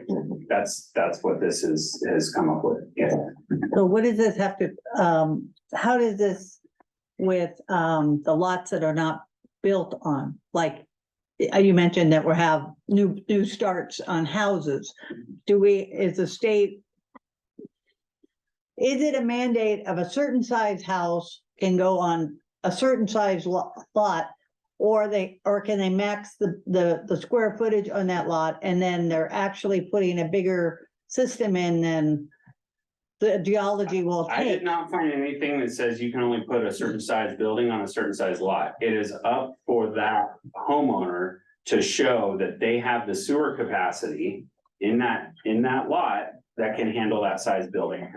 So they're sending you besides sending you just the footprint of a tank and a septic system, they also have to have the Percolation the test, they perks call and it, everything. mantle test that shows that their leach field has capacity for that. So Right. they'll go down, they'll tell you how deep the bedrock is, how deep the groundwater is. There's those type of things that need to be outlined in that Yeah. report so that you can say, yes, there's capacity. If they were to, let's just say, so a percolation test is where you dig a hole and you fill it full of water, you let it drip. It's all saturated, you fill it back up and you measure how fast it goes down. Does it have too many rocks, or does it have Well, let's roots in say, it? so we look for a nice consistent rate for it to go down. Let's say it goes, you pour it in and it just drains. Well, there's probably fractured bedrock under there. Too fast. It's too fast. Where's it going? Now all of a sudden, the guy that's got a well downhill, he's pumping your septic into drinking water. So that's the reason we can't allow just anybody to go build a leach field. And well, the water just drains away. It's great. We're protecting all of the water, Right. not just in ALT, but outside of the zone, right? And downstream. So they basically have a build out. Yes, all of the buildable lots have been established. And how, so there's no like splitting a lot, there's no selling, oh, well, I don't use that piece of, I just got horses on it, so I'm gonna sell off and let somebody build. Well, it's probably got somebody else's leach field already on it. Because they maximize, I mean, there was so much money spent in the 80s, they maximized the ALT as much as they could. I'd be shocked if TADCO, which is the Trans-American Development Company, made any money on this project. They probably went bankrupt. I mean, the lawsuits, the litigations, the studies, it was intensive. When we were discussing this about 6 months ago, and you may concur with this, they couldn't build an ADU for 1,200 square feet, but they could add 1,200 square feet to their existing unit, and that would be okay. Is that not true? Depends. If they have the expansion area. If the 1,200 square feet's a bonus room, they can do whatever they want. Well, If it's two. it wasn't bedrooms, specified then, which no. said add the 1,200. They probably meant another bedroom, but that would be a no. So what? So this is where they would have to go to the county for a building permit, right? Because we don't give building permits. And then the county's gonna come back and say, well, do you have sewer capacity? So the building department's gonna tell you whether or not you need to add sewer capacity to your leach field. And then that's gonna get kicked back to us to say, well, your study doesn't show that you do. Or provide us a new study with new system that says, yes, we can provide treatment for this amount of. So there might be an option that way, but not with an ADU. An ADU is no. Since I've been here, there's been 2 additions. One was originally going to be an ADU, and they since have had to chop it down to a garage with 1.5 bathroom. So we allowed them, after review of the septic, to tie into their current line and use their existing one.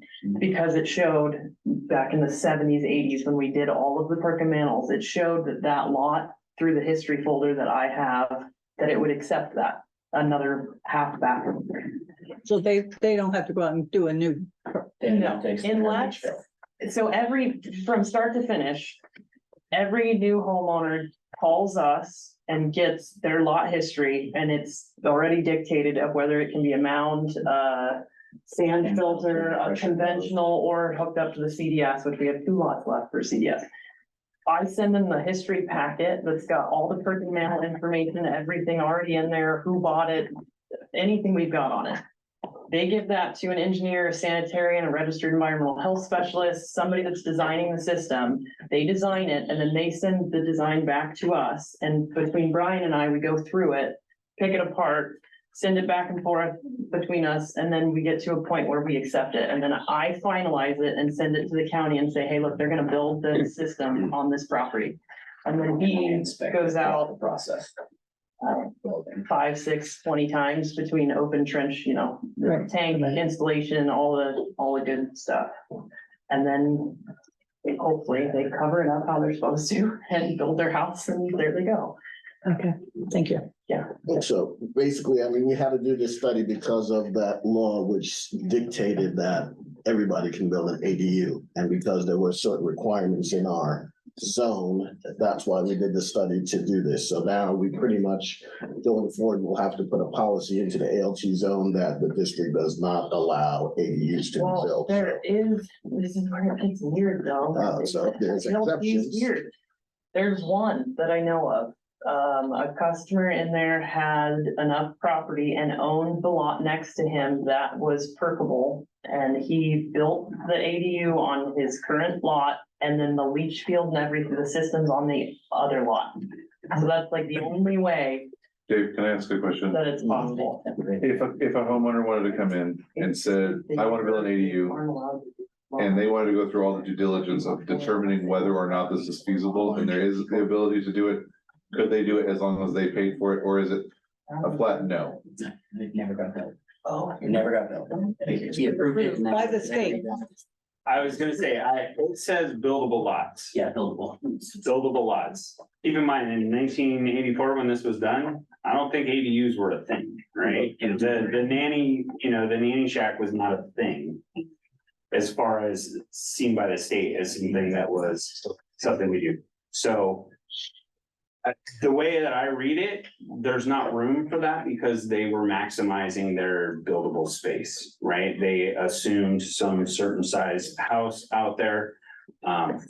But if somebody was gonna foot the bill, I mean, it would be up for review. There's no guarantee. They could spend $40,000 on a study and it Yeah, doesn't so- work. So it's not a blanket no. It's a Do you want to? take your own, at your own At risk. your own risk to do the study. So basically the policy would be the district won't pay for any of the study, won't pay for any If of nothing the. else, you should charge for the reviews, you should charge for the inspections, Inspection, you should be yes. charging the homeowner So, to be able to provide that. We have background. that in place. Yeah, We we have have a that. design review permit. so, But then the county, then this is probably a county thing, where if you're going to be running your septic into the other lot, you are now making this a one lot. You're Yes, yeah. combining those lots, That was laid out in all of the, so they Fine have to combine, judgments. they have to combine them. there well, are. they already don't combined. have to combine it, but they can't sell them separately. Yeah. So it's a weird little twist to that. It's not one APN, but it can't be sold as a separate lot. They Wow. back in the day didn't allow them, I think it's part of this whole thing, you can't combine, there's no lot line adjustments allowed, there's no nothing, so if it's combined lot is the term. I just talked to a lady today that is up for sale. She was told it was one lot, it's 2, but the realtor that's selling the property told her it was 0.66 of an acre, but that's the 2 lots together, and so it gets really confusing. Well, that's the problem, is you've got the realtors that don't know the information or know it, but don't tell you. And you're now buying or trying to sell it or whatever. And that's, my question is, we have nothing in place, except for saying no, that someone's going to say, they now have these two lots and they're going to separate this out and now, Yeah, but they can't legally. Most of They're the not, time, but when they combine. they can't them, separate the lots legally is what is, it's in place where they can't legally do that. When they. It's just because they're getting bad information It from was their, usually because it Burke and this one did, so they meshed them together.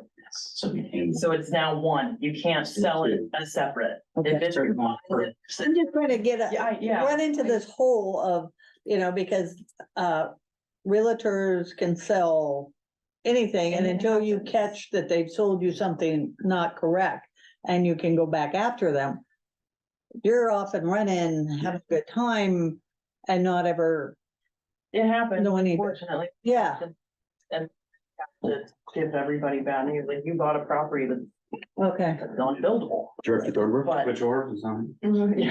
Director Thornburg, go ahead. So this study is basically taking care of two issues that have come up. One is the ADUs and the other is separating the CDS. Yeah. So the answer to both of those is no. yeah, the answer to that is probably not. Is that also, Let's just stick with no. did you infer that Steve Miller Steve Mother, and the ADA. the inspections annually? Yeah, it's still, you cannot, we Right. cannot remove that. That's what you said now, too, right? Right, okay. Yeah, and one of the other things we were gonna look at was a renewal of the WDR, and I've been in contact with the permitting side of it, not the regulator side necessarily. And they have no reason to have us through the whole process like we did in 2001 of getting it. So as long as we're in compliance, they're like, sure, you could try these other things, but if there's risk to, become getting under the general order, like I said, they're looking at the CDS. But what about all these other lots? So they're not covered under the general order. So my recommendation is, let's sleeping dogs lie. You just keep doing what we're doing. We stay in compliance.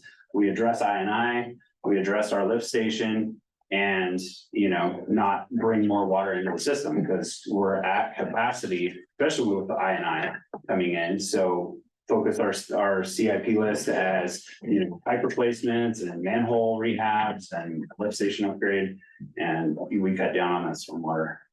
I think one of the big key things here is that we have that history that provides that this is something that was forced on us by ALT. This is not something that GPUD wanted to do. Yes. And the second issue as well is the county doesn't want to take this. And if there is any compliant issue where anything gets contaminated, it's on us. Stormwater, it's on us. And that's a huge thing when you're dealing with waters of the US. Yeah. And so, So Dave and I are working on a technical memo that will lay this all out.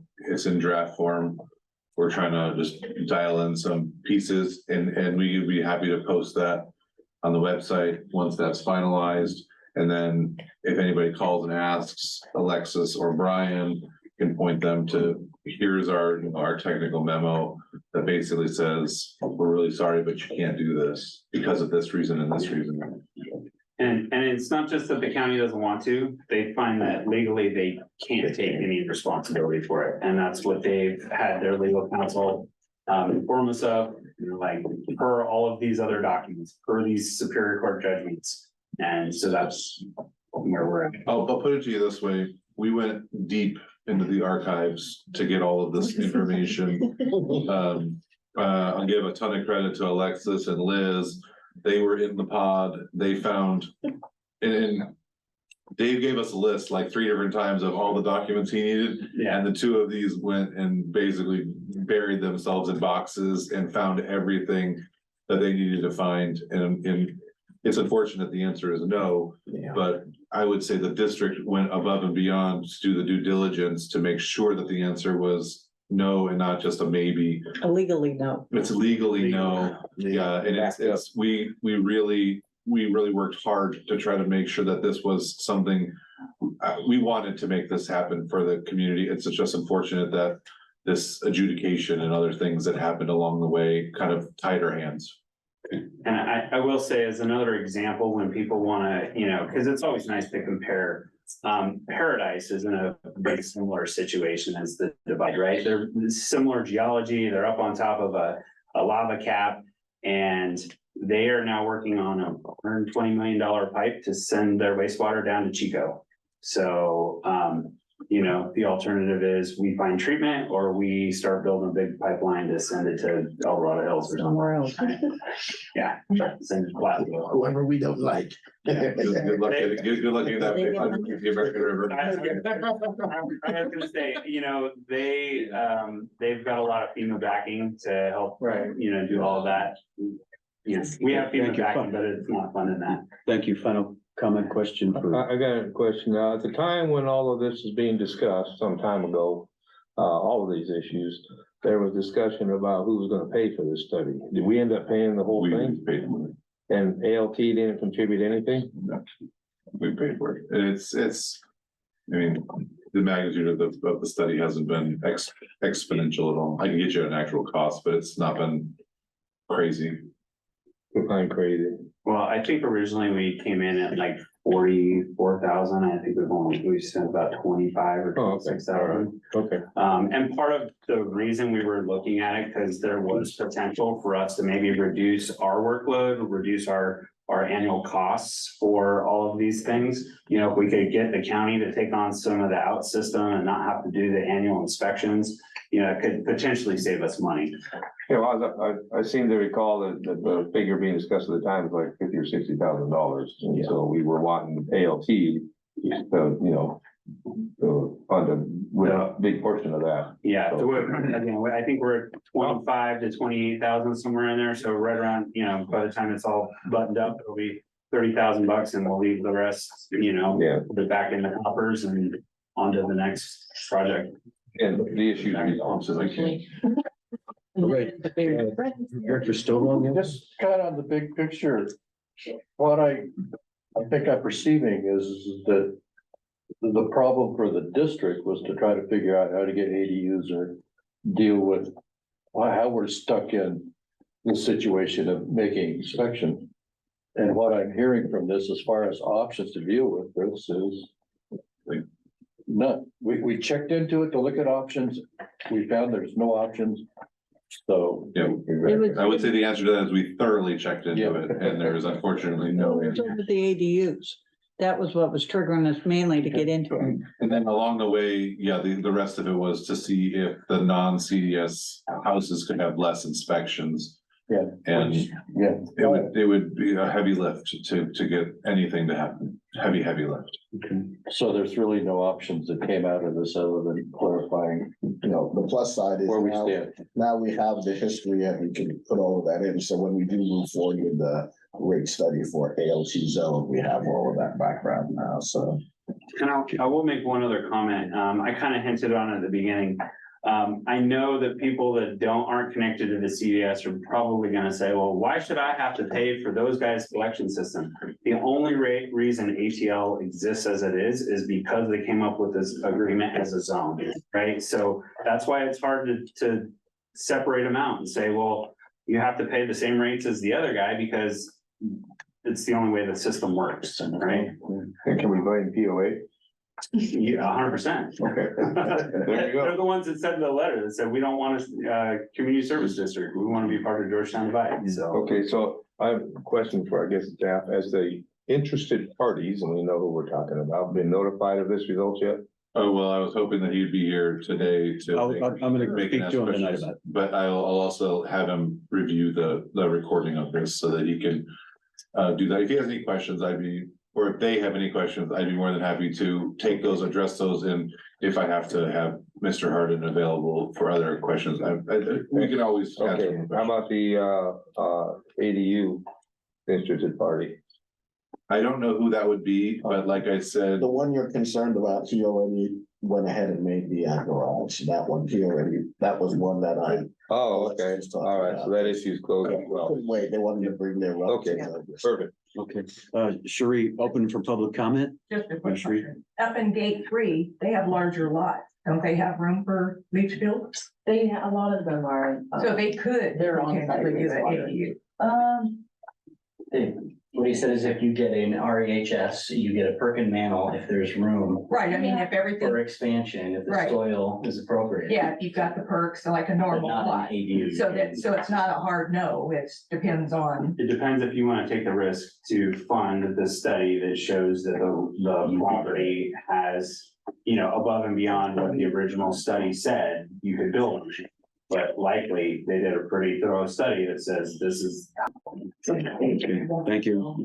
So it's a, yeah. who wants to spend the money to find out if it's a no? So it's not a regular lot perk and stuff like that, just to- You know, the soil is so varying up there. I mean, you guys know, you drive this road all the time and there's bedrock and then there's grassy and, you know, trees. And so that soil's just sitting on the divide.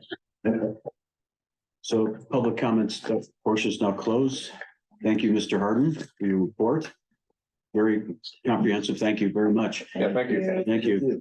You solved a lot of it. We're running behind. Mrs. Christensen, please bear with us. We'll now open this up to committee reports. This shouldn't take very long.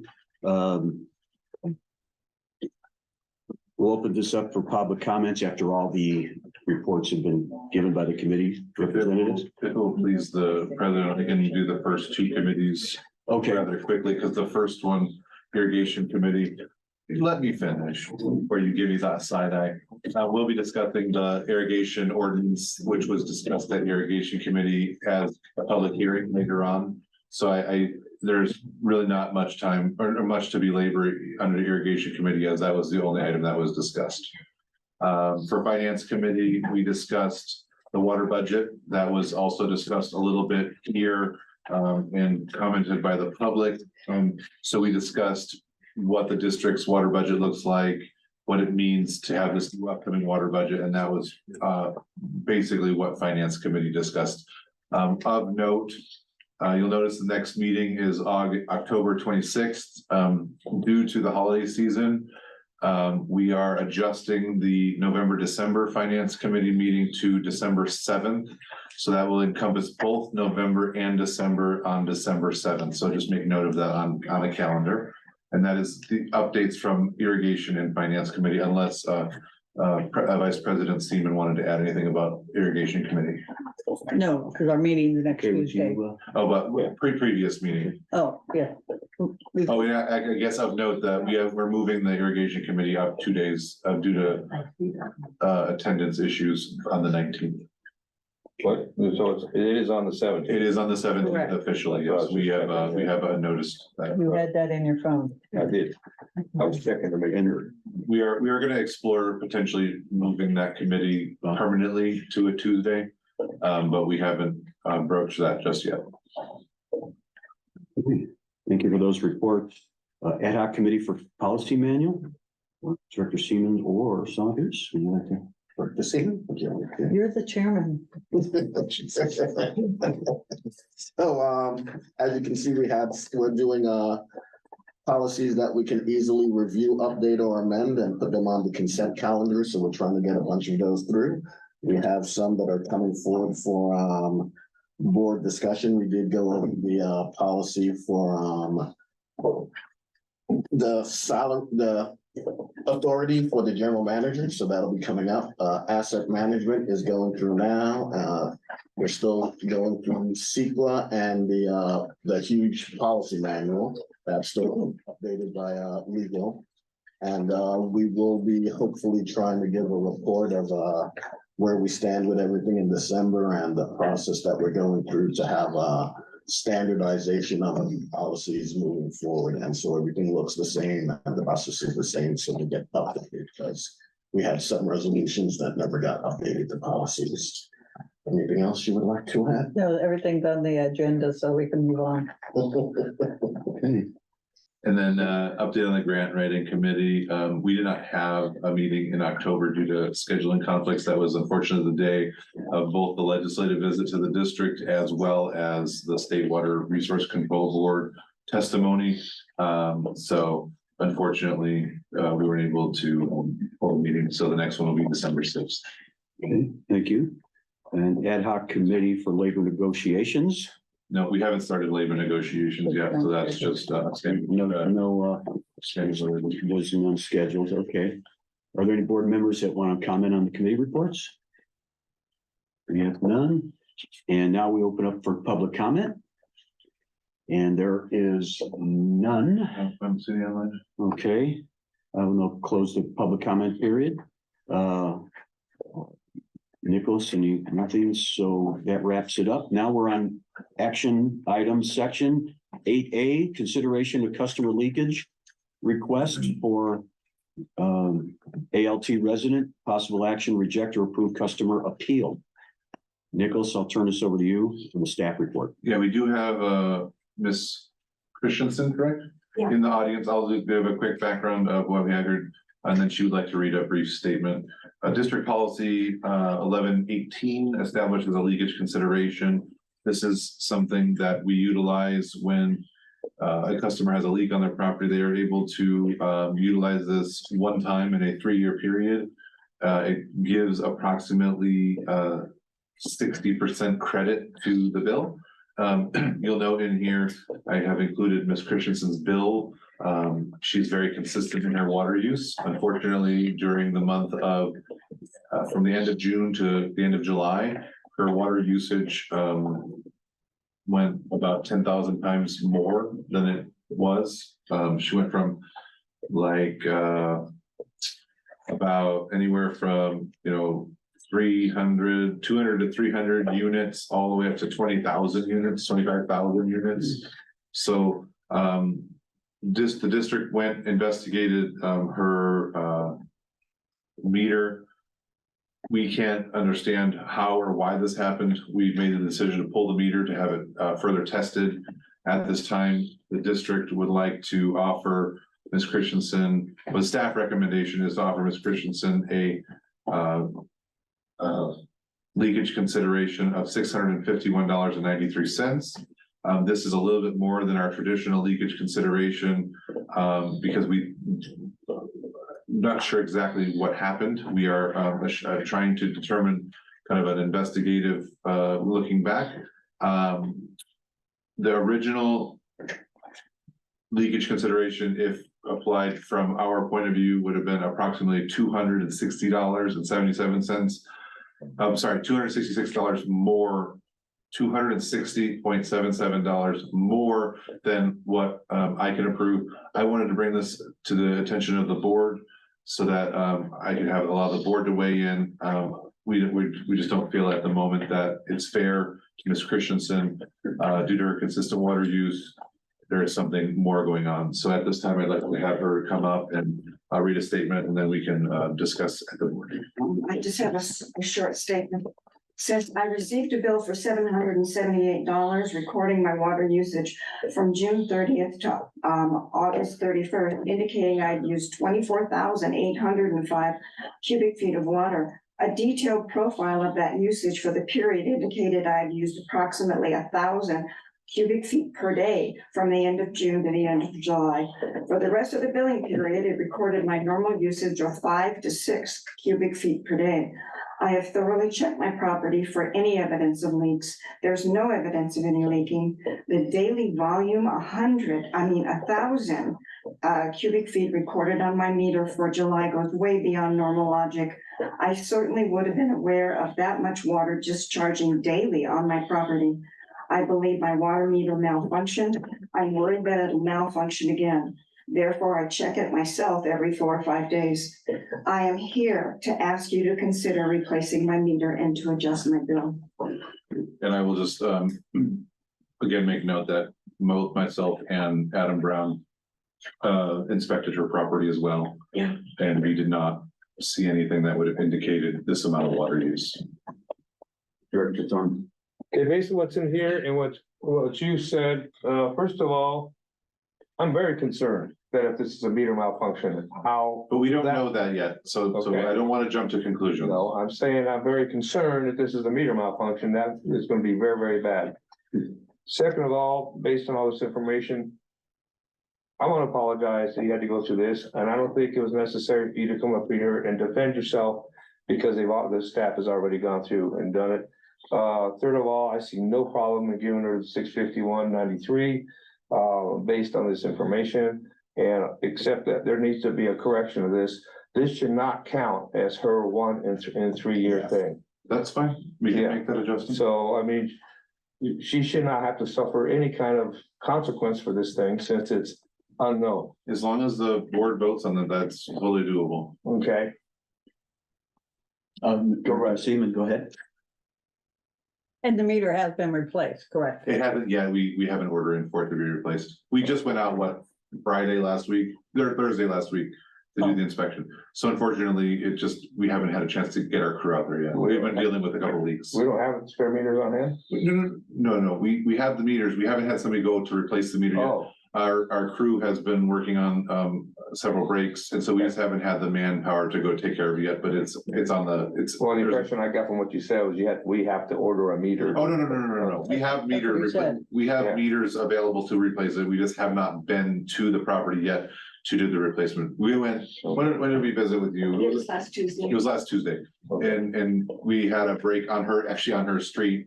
And then we had a break, Yeah, that was in the middle of the street. I can't remember the other one was, I apologize. There was another break at the end of the week, and so we haven't had the manpower to go take care of it. Well, you answered the question.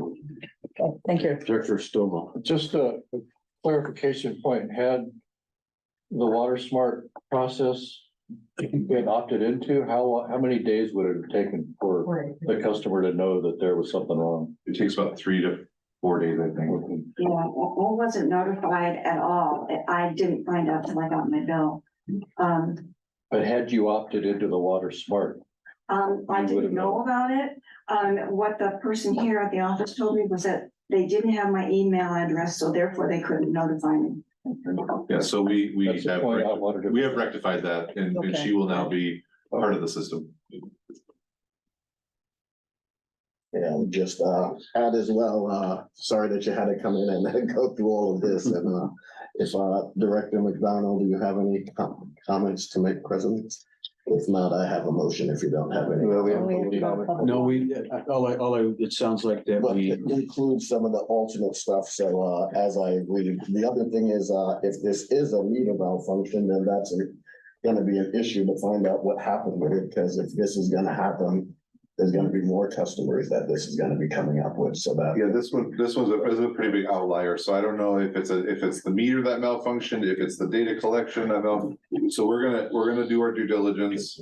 I don't wanna jump to any conclusions on the meters are, doing this. Typically, a meter fails in the off position. They don't fail in the crazy on position like this case, and that's why it's a little bit of an outlier for us. And so we're just making sure that we do our due diligence. We're gonna be sending this into the manufacturer, let them do some testing on it, make sure that we get, a warranty claim going on this meter and kind of so on and so forth. and we have no evidence or proof of a leak. Yeah, and we have no evidence of proof that the meter is bad either. So Yeah. it's just kind of baffling, and we're just trying to do what we can. Yeah, so, I think we have a report back on this. Of course. Thank you. so someone like to make a motion? No, let's Public comment. Public comment there you first. go. Go ahead, sure. Yeah, well, her meter needs to get replaced as soon as possible and then monitored. And then that'll give you an answer a little bit. If it's normal, I'd be taking a daily reading. I'm doing it every 3 days. I would do it every day. Yeah.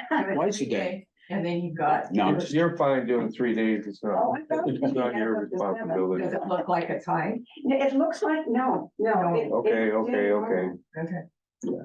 No, I'd be on the phone right away Yeah. if it wasn't normal.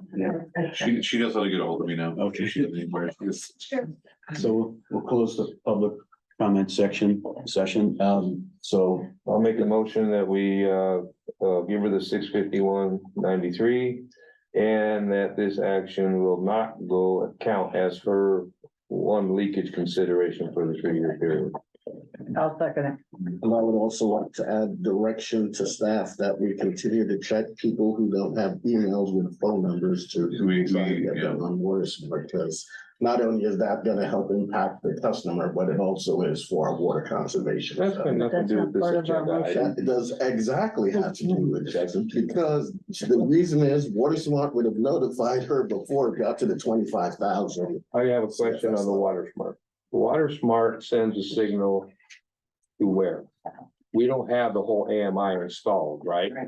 So it's the truck, that as the truck drives by, Exactly, and how often does the truck drive by?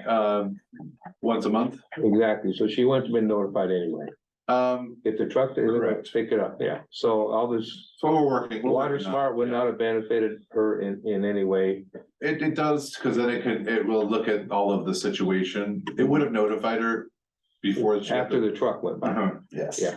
Okay, So a month earlier. all right, let's take a motion. Okay, so, motion to second, And we We have have a a second. second, all in favor? Aye. Any opposed? Motion's unanimous to, Sorry you're having to go through this.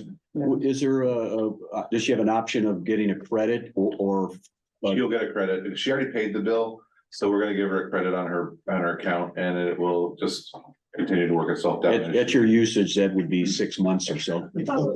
So we can't issue you a check, unfortunately, but we can put you a credit on your bill. Let me ask you this, are you okay with this? Absolutely. Okay, that's what matters. Well, thank you. You're welcome. Now, go drink some water, a whole bunch. It's been interesting. You have talked about some very interesting things. We try to do that. Kind of a candid group here. Okay, drive safe, bye. Righty then. All right. Action item B of G. Consider affirming a first amendment to employment agreement with the GM. Possible action to adopt it, affirming first amendment to employment agreement with the GM. Yes, Nick, oh, go ahead. yeah, I should probably do this. Not the GM. There are some changes that are being made. This is the First Amendment. As you know, you entered an employment agreement with Nick a little over a year ago. As allowed under the current contract, when there's a satisfactory performance evaluation, and then under the current contract, he's allowed to request changes. The changes are actually summarized right there on the first page of the staff report. But again, just to kind of go over those at a high level, the first one is there's some cleanup on some of the terms, so just kind of going through the agreement in order.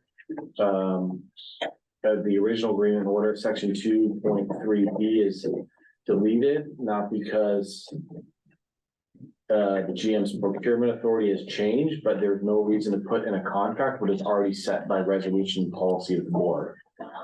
It's just inappropriate to have that in the contract in the first place. So that's just a cleanup. Section 2.4, in a lot of ways is similar to the previous language regarding no secondary employment. This ensures that he's allowed to have secondary employment provided it does not interfere with his duties, which are also sometimes required outside normal business hours as the GM, and provided he obtains advance approval from the district. Section 2.6. Sorry. Yeah, I have a question on that where it says approval from the district, shouldn't that say board? It has to be the board, because he doesn't report to anybody but the board. Well, I guess I'm confused over the definition of the board versus the district. No, I agree with you. There's two different terms, but in his employment context, that you are the district for purposes of who has to give approval to him to do anything, because he reports directly to the board. So he can't get approval from the district via any other route through the board. So he will get approval from the district via the board as his direct report, as his supervisor. You're his boss. Yeah, that's a good question, fair question. I get it. I was asking the legal expert. Yeah, no, that's a fair question.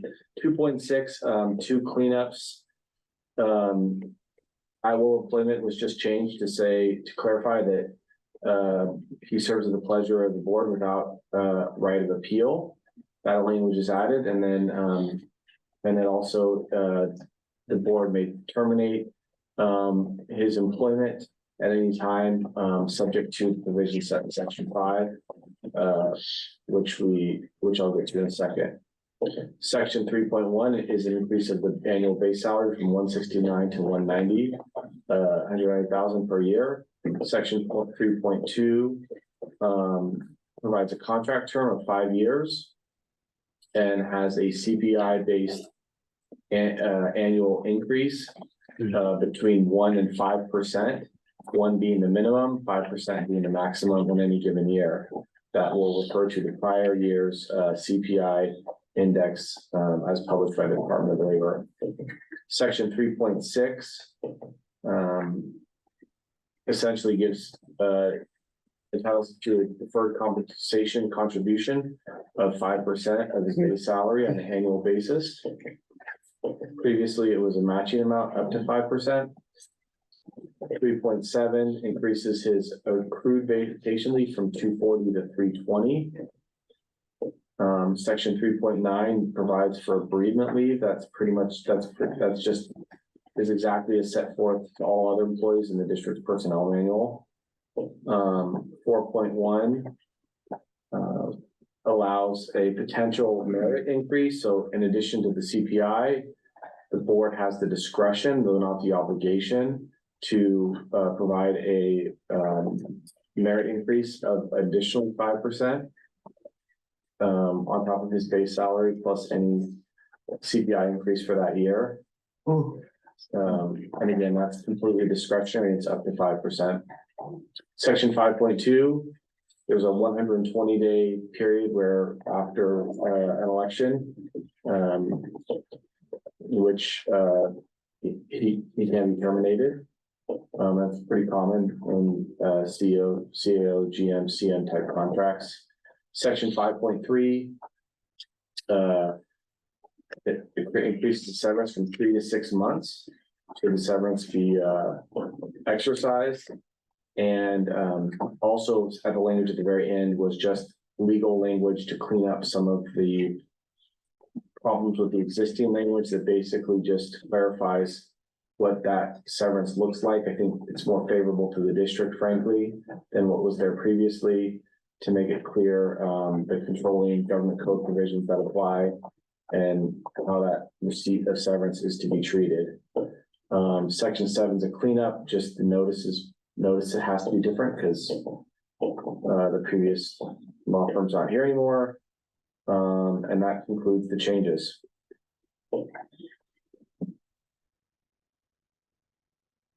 Happy to answer any questions.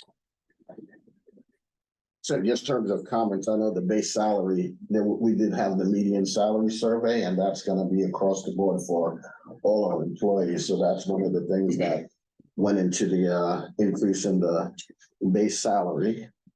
So we starting to get market value. And the thing to remember is if you don't have a GM here, we paid almost 2.5 times that for the interim GM who was here for 3 days. And that's the expense plus dealing with in terms of if you have to get the consultants and doing the interviews. So that was it's double the amount. We want to have a security for the district. When you look at it from Walton down, that's reasonable where we were for 169 to keep it competitive and a good GM when we're dealing with above Walton, when we're looking at Stumpy, when we're looking at mountains, when we're looking at forests, when we're looking at things like that. It's very important that we have a GM that's going to be able to stay, that we're not going to lose. She can go to a place down the street as a treatment operator for more money than the GM. So I mean, we want to be competitive and have that there.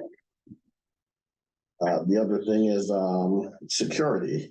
So we had our current GM moved all the way from the Mojave Valley with his family. And so that's why we have that 5-year contract. He committed to us, and it's we as a board decided we're going to commit to our general manager as well.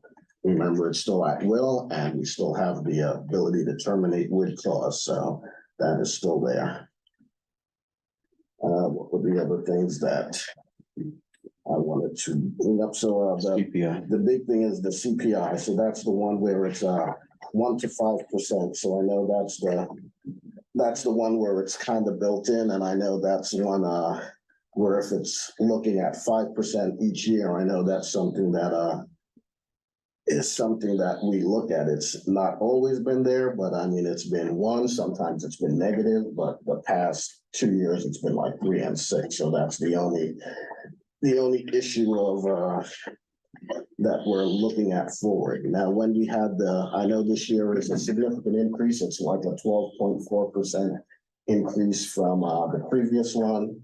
So looking forward in the next few years, matching that with the CPI is something that can become significant if it does hit 5% each time. So that's the only concerns that if anybody has. You're saying the magnitude of the 5% would be in the outside. So I don't know if, the only thing would be, if we wanted to cap it at maybe a specific amount over the term, or those are the only things to see, but I mean, that's pretty much it, but it's a cost of living increase and that's the only thing built in. However, 5% at 169 is easily absorbable, but now that we have 12.7, if it's 5% each time, that I know that could be significant, so that's the thing. The other thing to remember is we did budget for the general manager this year was 180,000, so the 190 is only 10,000. Was it more than 185? 185, so it's only a 5,000 increase in our budget. Well, and I think this isn't retro. So it will still be absorbed by this year's budget. Yes. Yeah. And that was the only comments I had, so if anybody else had any comments. Director Seaman, September 19th, all right? Director Sternberg. You go ahead. You might, we might have the same thing. Okay, in order, just I have two comments. One is about the CPI. I know that I got 8.7% with my social security, and the way this is running, he'd take a 3.7% cut from what I got from social security. The other comment, I didn't take the opportunity to look this up, but as if I recall, in looking at the last, I think, 6 or 7 years of budget, there was one general manager that was able to come up with, I think, about $600,000 in grants. And I believe this year we got 1.3 million, and next year we're targeting for another 1.5 million. That's a pretty good return on the investment of this manager. Okay. Thank you, Director Thornburg. I've had a lot of time to think about it. There's a couple things that, and do not take this the wrong way. This is just, I'm thinking as part of my job. I guess the numbers just didn't click in my head before, but I wasn't aware, I didn't realize that the CPI was automatic. And also with the CPI, I don't understand why it's based out of the San Francisco, Oakland, Hayward area, because we're not even. I can answer that piece. You can answer that. So the Division of Labor only puts out large regions, so our only choices are here or Southern California. Those are the closest to that the Division of Labor puts out for CPI purposes. Oh, okay. I actually anticipated that was gonna be an issue, so I spent some time double and triple checking that. Okay. But that's the closest we can do. It's not broken down by county or anything. No. It's a much bigger area. The next closest would be Western region, less than 2.5 million, but they don't do CPI the same way. So. Okay. That, when you add that to the 5% that we have to put in matching fund for the supplemental retirement. Not a match. It's not a match. It was a match. It was a match. It's not anymore. But it's not anymore. Correct. Yeah. So that's that. It kind of looks like, you know, you have to take that 5% and add it to the salary, because that's what it is. You know, so it's gonna be, the salary is gonna be up there quite a ways, and then it's gonna have to be increased every year, and like even 5% increase, that's a chunk of money for this amount of money. You know what I'm saying? And so I don't know what the answer is. I don't know if this is something that you all may wanna take a look at, or, you know, just say, let's put it to a vote and see what the majority of us all think. Thank you. I thought the way it's written, it may increase, not have to increase. What do you mean? You stated that we'd have to make that 5% increase every year, and we may increase it. The CPI right now, it's written, it's between 1% and 5%. I'm talking about the merit. Oh, sorry. The merit is the board's option. Well, the merit is The option. CPI, the one that the cost of living basically. I'm talking about the things that are automatic. Okay. Yeah, that. There's no discussion. The merit is on top of all of that. That's what I. Yeah, so. Just to be clear, this would retro to September 19th because that's his anniversary, but it's FYI. If I could just add into your piece there. Originally, when this was discussed in closed session, it was, I was requesting a 5% every year. We compromised at the CPI because it's potentially gonna be lower. You know, I don't foresee us being in, you know, 8, 9, 10% inflation forever. Okay. And so that was where this kind of negotiation, in my opinion, I thought went. Okay. That there's a good chance that it'll be less than that 5%, majority of the time. And then if I'm doing a good job, that merit would come on top of that. That was where was my position. Right, and I understand that. Yeah, I understand that. But my original thought was, and it's also common to have just a blanket 5% every year. And I wanted to come to the board and say, hey, you know, I like to base this on my merit as well, and not just the CPI. Understood. Okay, I have some points to make. Currently, it's 5% maximum matching contributions, so the potential is there right now. Now, No, it's two different things. No, if he put in 5% Now now, you're talking about deferred compensation? yeah, no, yes. That's compensation is this. That's compensation. It's the same. Right, it's the same, so it's not an increase, it's just the 5%. 5% is the same, because I can match it. Right, so that's what I'm establishing, it's 5% now, if he matched, now it's just 5% if he doesn't match, it's no. No matching. Yeah, No no matching, matching. so it's, okay, so secondly is, like Director Saunders brought up, the employees' salaries will be going up. Proportionate, if you will, so they're all gonna be going up. That's a negotiation. That's a negotiation, Nothing but. to discuss at this time. And what's going on is this happens to be before that, but so. Secondly, as a percentage, these potential 5% increases are gonna be going up for the other GM statewide. So if one were to say, yes, look at these incremental increases at 5%, your salary will double every 14 years. Yes, that's a lot, but so might every other GM in this category statewide. So good point, but okay. Small districts have their own special challenges. One might say, yeah, look at how small our district is. How can we justify this salary for this small district? Yeah, but small districts have their own special challenges to deal with, making the money go round with this infrastructure base, with the small ratepayer base. So yeah, you got fewer employees, but you got other headaches too. So I don't see how, you know, you have fewer employees, but you got other issues that you got to manage that the bigger districts that with more ratepayers have to deal with. So that might be one of the comments or rebuttals to the increases that we discussed.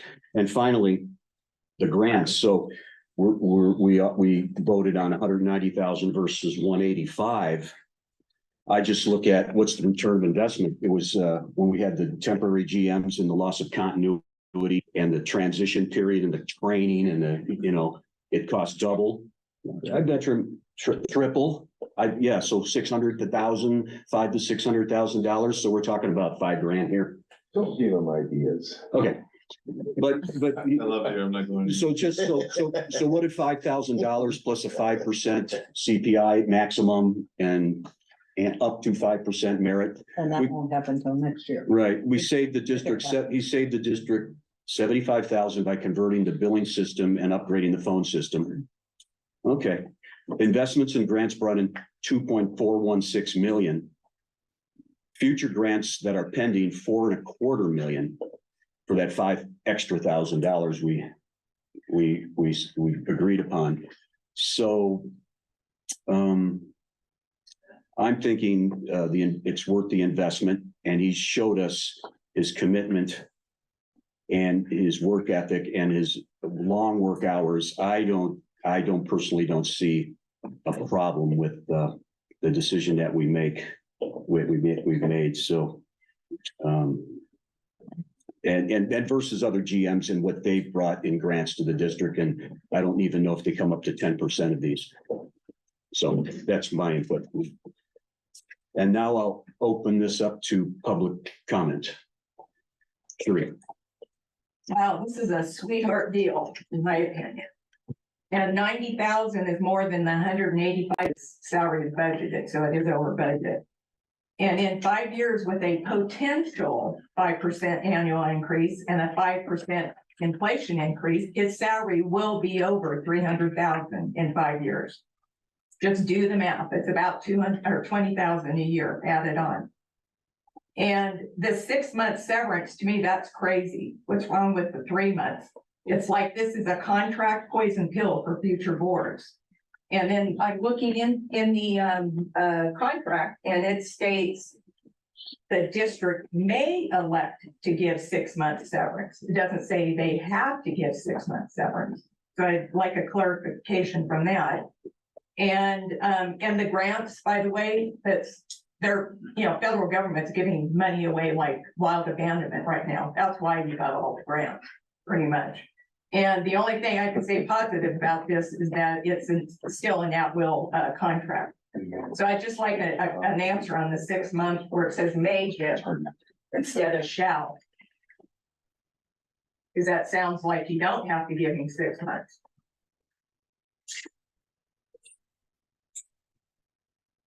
Is that true?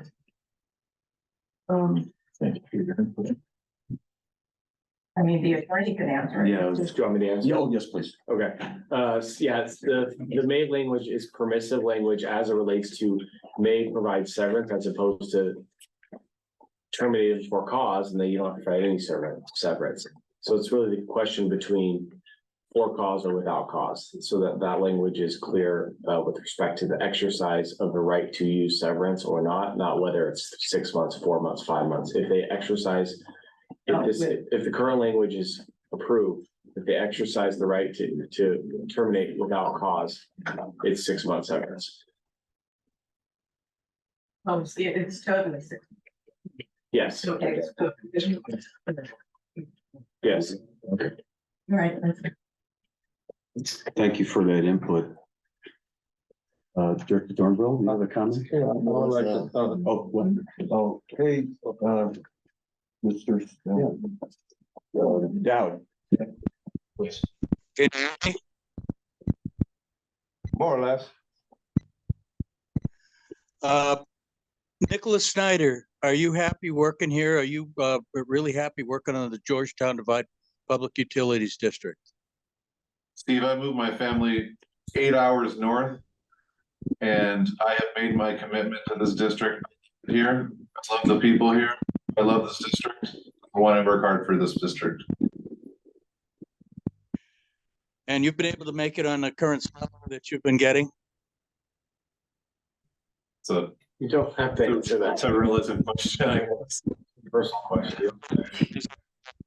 This is a big step up. I mean, would you be willing to just accept a little bit less than what they're offering and still be here for the near future and be happy? I mean, this is paradise up here. You can't get a better district, a better location. This is paradise.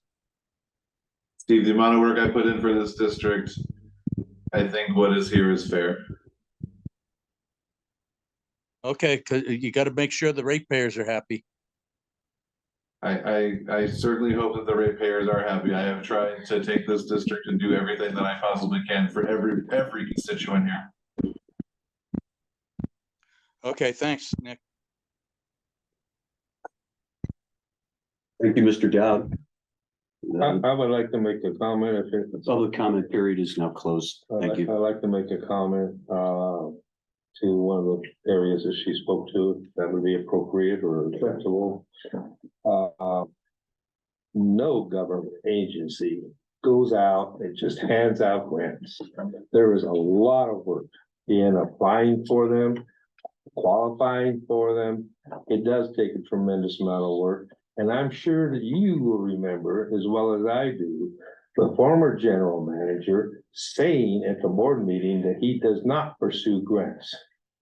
So That's what he said. that's what he said. And so to have a general manager that is so proactive in grants that we're getting as much as we are, is that there is definitely some value to that. We're realizing a tremendous amount of money in grants, and it's not just handed out. It's not that simple. So that's what I have to say. So the only comment I would add is, I know I brought some issues up, but I mean, we negotiated with our GM in good faith in closed session, and I will not want to negotiate. And that's why we didn't have to make all these comments, because we've negotiated this out and made decisions. What was that, a 7-hour meeting or something? Or, Okay, so I think we can make a motion. well, I just wanted to say, yeah, we might have paid him 3% over budget, but he puts in 33% a longer workday than most people do. So if we nickel dime on 3%, you know, I don't know, there's an incentive to not work 12-hour days. I don't recommend it. I recommend a balance. Long-term, that's what's good, but that's all I'm to say. I'll make a motion that we, resolution, how do you say? Adopt the resolution as presented. What he said. And do we have a second? I'll second it. Okay, we have a second by Vice President Seaman. Do you have roll call vote? Got that roll call? No, can I get a vote on this? Favor? Yeah, all in favor? Aye. Any opposed? The vote's unanimous for this resolution to approve this contract. Thanks for everyone's input. Moving right along to C of G. Consider adopting amendments to policy 2135 procurement policy, possible action to adopt this amendment to the policy 2135C on April 11, 2023. Nicholas, I'd like to turn this over to you. Thank you. First, I'll just say thank you for that. I appreciate your confidence in me. This is a kind of a hanger on with the contract that was amended. In my original contract, there was a provision for a $45,000 signing authority for the general manager. This stemmed from construction of the Sweetwater treatment plant and change orders that were taking place, and not having to come to the board every time that happened. What is being changed is strictly going from $45,000 to a $25,000 signing bonus.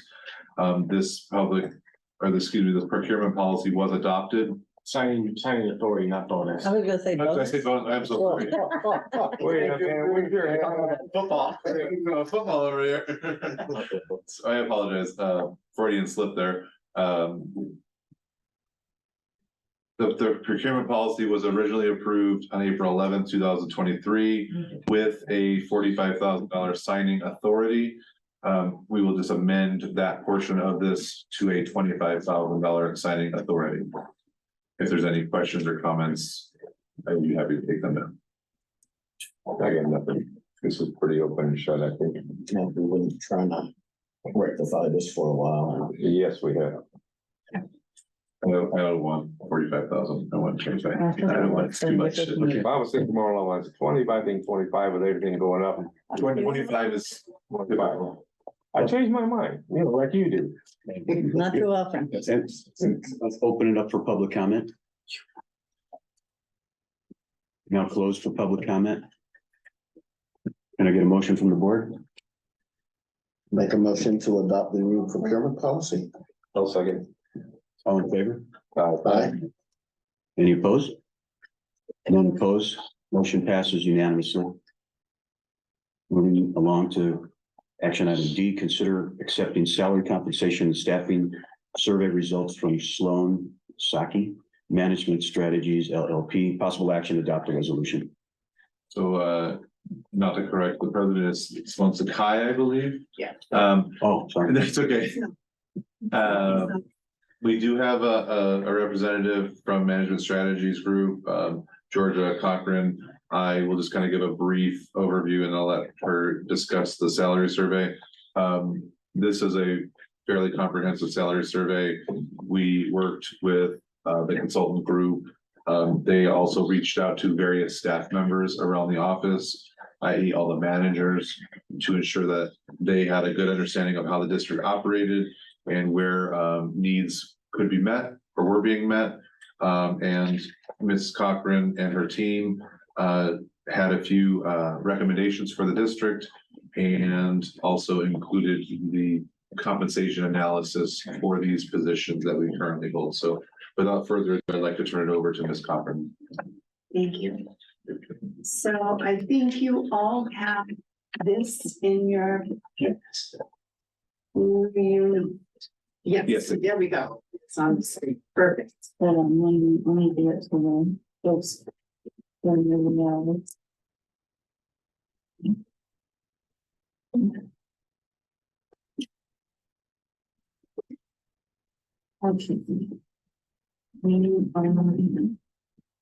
Good to go. Perfect. So Nick is correct. Our firm, the Management Strategies Group, is a consulting arm of Sloan Sakai. This, not that that matters, but we were asked to do two different things. One was the compensation study, which I'll talk about in a minute. The other was a staffing study, which requested that we sorry. Okay, yeah, look at the job descriptions and their functions, report on the appropriate staffing levels, and formulate an appropriate staffing levels plan. So with that, we did come up, I talked with, as Nick said, most of the managers and some of the non-management staff, and looked at job descriptions, looked at your salary ranges, not whether you're paying enough, but where do they sit in relationship to each other, and those kinds of things. And next slide.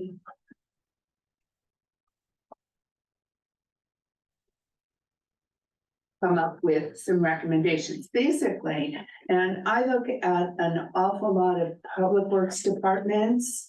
I've looked at water districts. I looked at health departments, you name that. And sometimes you just kind of go like this. Oh my God, you're doing what? This district isn't running that. And I do want to commend you all on that. For the most part, it's operating pretty well. I didn't do a financial study, but looking at, there are certain things that point to, oh my goodness. But we looked at revising the format of the class specifications. And this happens in a lot of agencies because they get written or amended at different times. They don't have the same structure. And there's a whole lot in the details of the report that talks about, okay, here's what you need to have. But this is a summary to try to, and the district actually is already working on this as they go forward, to have the class specifications when you open, whether you look at the office manager or your maintenance worker, that the sections are all consistent, a definition, a little bit about the class or distinguishing features, the duties, the knowledge and abilities that you need to have, sort of minimum qualifications, and then physical demands and environmental factors, those kinds of things. So when you look at one, when you look at the next, they're all very consistent. So that was one.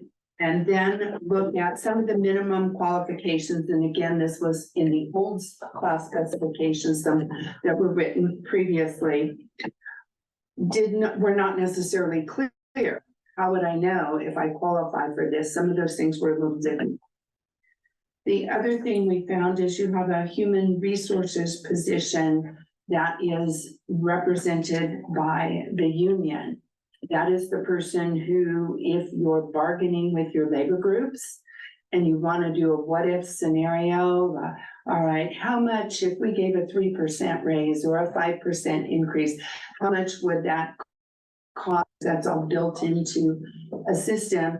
This is the person who's also affected by this at the bargaining table, and that's a bit of an inherent conflict that becomes, it's not just an easy thing that you can do, but Nick is aware of what's required. I'm sure your legal counsel is as well. And then we looked at succession planning. And this is something that I've done with multiple districts, whether it be part of a city or a separate district, is how do I ensure that this maintenance worker I'm hiring, or if my water manager, operations manager, my lead people leave, do I have people ready to take that on? Because hiring someone from the outside takes time and all of that. So that said, there's a lot of ways to do this. And one of the ones that I can cite is the Sacramento Regional Wastewater Treatment Plant, which is a very, very large plant. But they didn't have succession planning in that. So we've given the district a number of ideas on how to build some incentives. So if I'm a journey level worker and I need X certification to become that lead worker, you don't have a position. I'm not going to be the lead worker tomorrow. But is there a way to maybe incentivize me to get that certification so that if your lead worker retired, left, and you do have some folks, a fair amount of people who I think I looked at who was under 40 and who was over 40. And so do you have someone ready that can step into that? So there were a lot of details about ideas and things that, again, would become part of a bargaining process with the labor union. So that was particularly important as you want to keep staff. It looked as though the next recommendation, number 5, was adding some staffing in the field operations, which I believe has already been done. It was a little short on this operation is okay, but this one doesn't. There was a lot of overarching broad responsibility. And so I think those things, I have it all, it's all in the details of the report, but to look at that, and I think that was done as part of your budget process this year. This has been an ongoing thing. We really had this kind of done in June, finished it in July, and we're waiting for a few things to be able to present it to the board. And then the last one was review the salary differential between classes. And again, that becomes, of course, anytime you start talking salary, you start talking bargaining with your labor group. But if I'm in a maintenance class and I go from a journey level worker to a lead worker or a supervisor versus this other staffing class, and over here I get 12.23% increase. And I'm talking about top step to top step because generally there are rules in how people move. But over here, I get 16%. And looking at journey level to lead worker should be somewhat consistent. Not that the salaries are the same, but at least the progression of the salaries is the same. So those were the things that we looked at and recommended. And there's a ton of tables. There's a lot of words and a ton of tables and charts. And so next, compensation survey overview, and you have those details as well. But what we do generally when we're looking at to do a compensation survey. There's no way that this agency or any other agency always has exactly the same staffing and exactly the same classes. So we look at what we refer to as benchmark classes. And so I sometimes pick on office assistants because almost everyone has something. They may call it something different, but they have those. You have administrative aides. Those classes exist. And you look at, again, this is where the definition and the characteristics, that consistency and the class specs comes along. That's where it's important. We can go look at another agency and find, yeah, here it's called administrative aide. Over here, it's called office assistant. Same thing with maintenance workers. Everyone has a maintenance worker, but we looked at your finance manager, your canal operator, distribution operators, the executive assistant, field superintendent, general manager, HRIT specialist, maintenance worker 2, ops manager, wastewater technician 2, water resources manager, and water treatment plant operator 3. And then what's your survey universe? We looked at some prior surveys that the district had done. And for the most part, we didn't find something glaringly wrong with those, but we did tweak it just a bit to try to find wastewater because the prior universe didn't have anything to do with wastewater and those kinds of things. So we were looking. So we had Amador, Calaveras, El Dorado. These aren't any big surprises to you. They're people who live in this vicinity instead of going outskirts of Denver and trying to find a water district or a public utilities district. So we tried to look at relevancy size-wise. You don't see Sacramento Regional Wastewater Treatment Plant here. It doesn't have the relevance. So that's what we did with those. And then next page is the results. And this is really small print, but this is the number of employees, so you can see the relevance. You see a few that are a fair amount bigger. On the other hand, because of their proximity to the district, they have a lot of relevance. You're at risk of losing people to those agencies. And then next page is the results. And I'm going to digress for just a moment. You have all of the results in this package with footnotes, but this is the summary sheet for all of that. The administrative aide, the canal operator, and all those benchmark classes that we looked at. So that's kind of the work that we did. I'm happy to take questions. I would like to point out something just on a previous matter that you just talked about with your general manager's contract, and I had nothing to do with that, but if you'll note, that position shows up as being paid 26% below. So there's so many other things, and this is, again, the detail is not just salary, it's really compensation.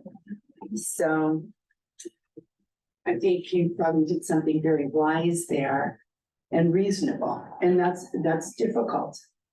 It's very, very difficult.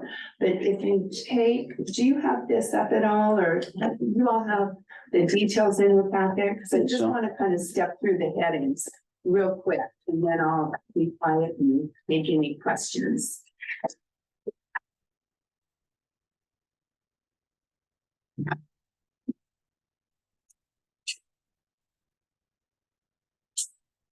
We're going by, It's this separate attachment. but is it going by the job description? I'm looking for, They're all individual it's positions. attachment 1. Well, yeah, what We job? They're all the individual job So I'm just gonna go through Yeah. one, not all of them, because the summary results are in your package. But just so you understand the factors that go into it, on the first page is looking at the administrative aid too. Yeah. So you can see the agencies running down the side here. And then the comparable classification, again, I talked about other agencies having similar benchmark classes. Sometimes they're not the same name, but this is the name of the class in each particular agency. For example, Amador Water Agency, their administrative aid, their comparable class is the customer service representative too. And then what union they belong to, and that's really mostly if you have to go back and find data. So what is their, the next column is their top step salary only. That is, what are they paid at the time? And social security, are they paying into social security? Is the district paying into social security for the employees? The next thing is there any deferred comp paid in? That's all over the board. It's common in some agencies, not in others. You can see some pay zero, some pay $83. Some in this case is $546, and this is the monthly. Then the normal cost of the pension, and this is done so that, and I believe this was PEPRA. I'm trying to remember, it's been a couple months. But the normal cost, what's the total cost in this case for Amador County Water Agency or Georgetown? 14.22 versus 14.27. What is that in dollars? And then what is the employee contribution? So it normalizes that. If the district's cost is 14%, that's a plus, adds to the wage. If the employee then pays a portion of that, it's a minus in this calculation as we move across the spreadsheet. And with PEPRA, that's fairly standard. This was not the same when we had classic retirement.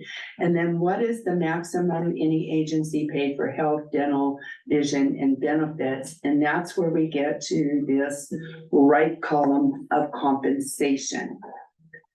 And so then we get to, all right, we have Georgetown salary at the bottom, and we show the median. In this case, the median is 25.42% below the median and 19.79% below the mean or average.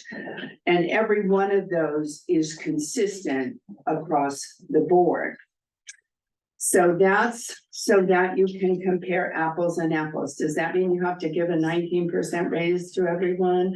No, it gives you, it lets you know what the union is going to talk to you about when you sit down to bargain with them. But also, that doesn't mean that every agency in this state automatically, oh, we're 17% below, we're gonna go give a 17% increase to classes. You look at a lot of things, the difficulty in recruiting, where you lose people, are you losing people? If you've got some real recruitment or retention issues, you pay more attention. There isn't a straight across the board recommendation because it becomes policy decision and a lot of closed session discussions prior to you making any determinations. But this gives you something to use in your discussions. The last page that isn't, I don't want to say isn't important, it's important. These are footnotes because we looked at fallback and standby language because that surely will come up from the union. Do you want to do something different than what other agencies are doing? Because that becomes in a district where you have call outs and you have people who have to stand by in the event of an emergency, can't go down to the bar this weekend and get drunk in case they call me into work, kind of thing. So those become real prevalent in water and wastewater or any kind of 24/7 operation. So that's the data and the kind of minutia behind the staffing recommendation, and that's pretty much what I have to say. There's a lot of pages, and a lot of things to all of this, but I'm happy to answer questions or.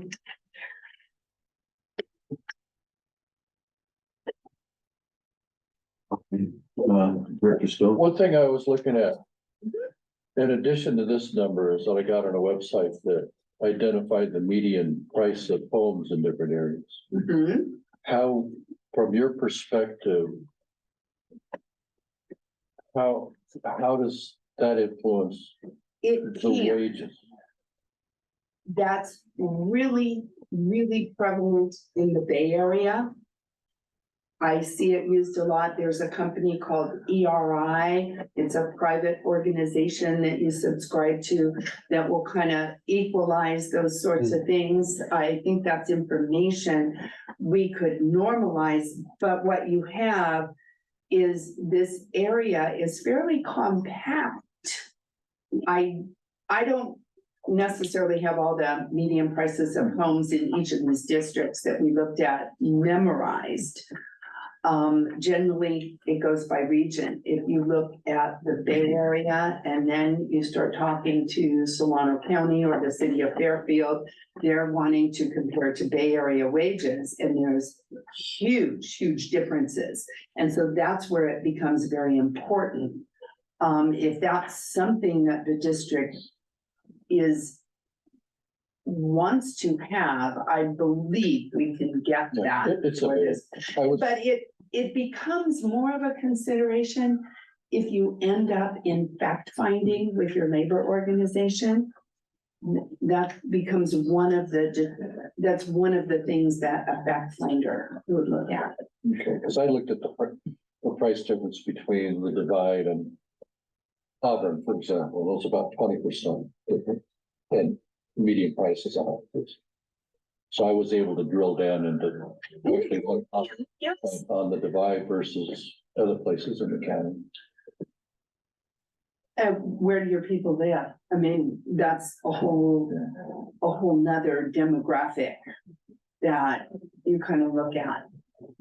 So there is no end to the factors that you can put into place. And that's why these results, that's why I said if something is 19% below, that doesn't mean you need to run out and get a 19% increase. I'm not suggesting that in any way, shape, or form, but as you try to normalize this and look at that, those become discussion points until you get to fact finding. Okay, thank you. From what I understand, it's the bracket might be raised and you're within that bracket, that your top, you know, the scales change or are offset. So you got a higher top end. And if you're less than the bracket, you might move in. You may want to, and it's interesting to note over the last 40 plus years, I can tell you very few agencies actually publicize. This is our pay philosophy. I know of an agency that where I was bargaining labor contracts about 10 years ago, and their council, this was a city, and they said, we're gonna pay 5% above anybody within a 30-mile radius or 40-mile radius, something like that. Okay, other agencies, well, we try to stay within 5%. Others just don't address it. They deal with recruitment, retention, scarcity. Sometimes, you know, the laws of supply and demand. Wastewater and water folks are, you just don't go downtown and find one. And I'm not suggesting they're more important than other staff, because I've always said every position is important or you wouldn't have it. They're all important, but sometimes you have to look at that.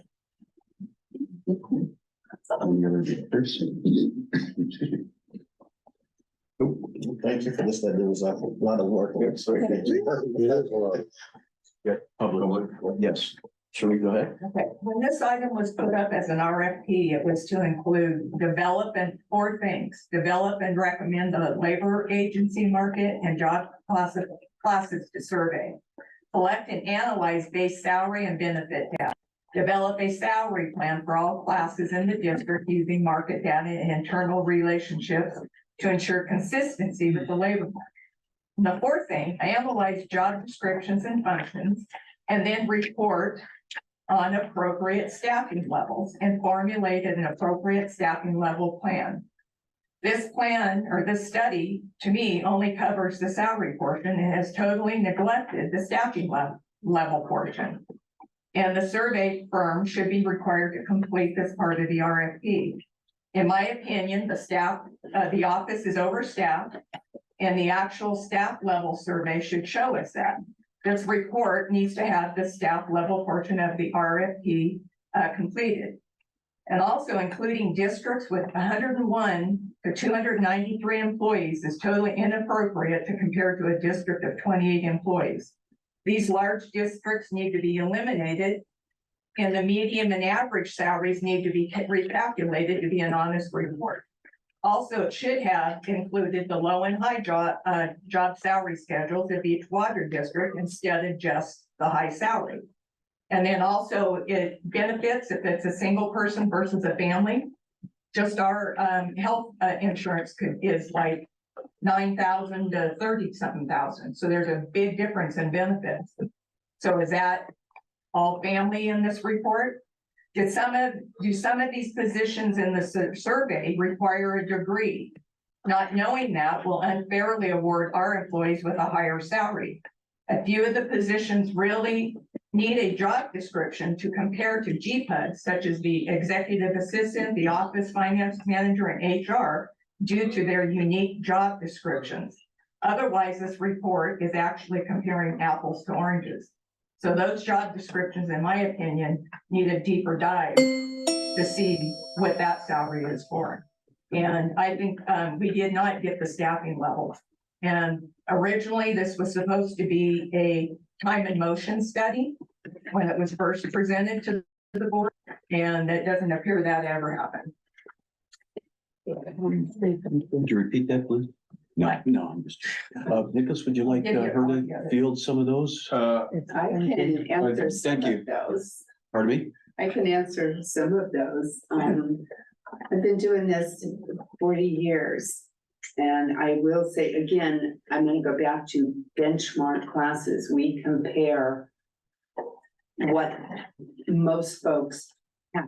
That's why we use maintenance workers. That's why we don't survey every single class. You will get garbage and you will find one match or two matches.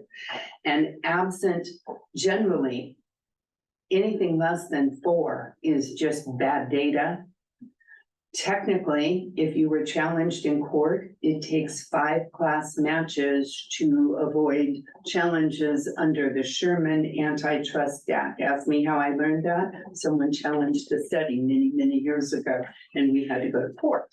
And this is the evolution of benchmarks. To survey the entry step, you could do that. It doesn't give you anything. What you're looking for is some data to make policy decisions from. This is the level at which everyone could have it. Every employee came in here with a family and worked here long enough, they would be at the top step. They could have it. This is what you provide. You know that some of your employees don't have families or have health insurance elsewhere. It is what it is. You're never going to make that perfect. And to move everyone up would be ludicrous. The reason we included some bigger districts is because you compete with them.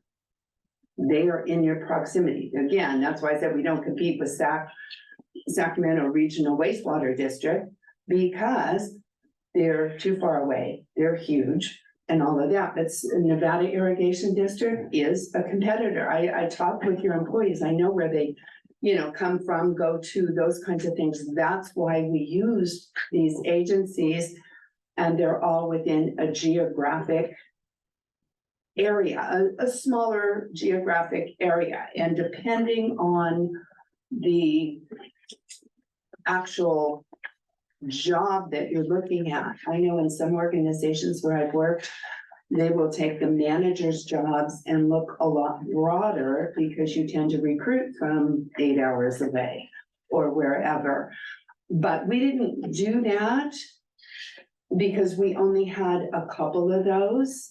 So that's the reason that we do it. But there is a ton of staffing analysis. This is just the summary documents that you have. There are like 25, 30 pages of analysis and recommendations and those kinds of things to tell you what you should pay your employees is truly, I would hope that you would not just hire a consultant and say, tell us what to pay the employees. This is data where you make policy decisions from, and you can make those determinations. But I did make a recommendation with respect to consistent differentials between a lead worker and a supervisor or a journey level worker and a lead worker. And all of that is in the report, in the details of the report. We'd be here till midnight if we wanted to go through that entire report. Nicholas, would you like to follow up? I think that she answered the question pretty well. Staffing levels. The staffing levels are in the report. Okay, but we didn't get the report. So I'm doing a PRA on the report. I could hand you a copy of it if you want to wait. Should have been in the packet, I guess.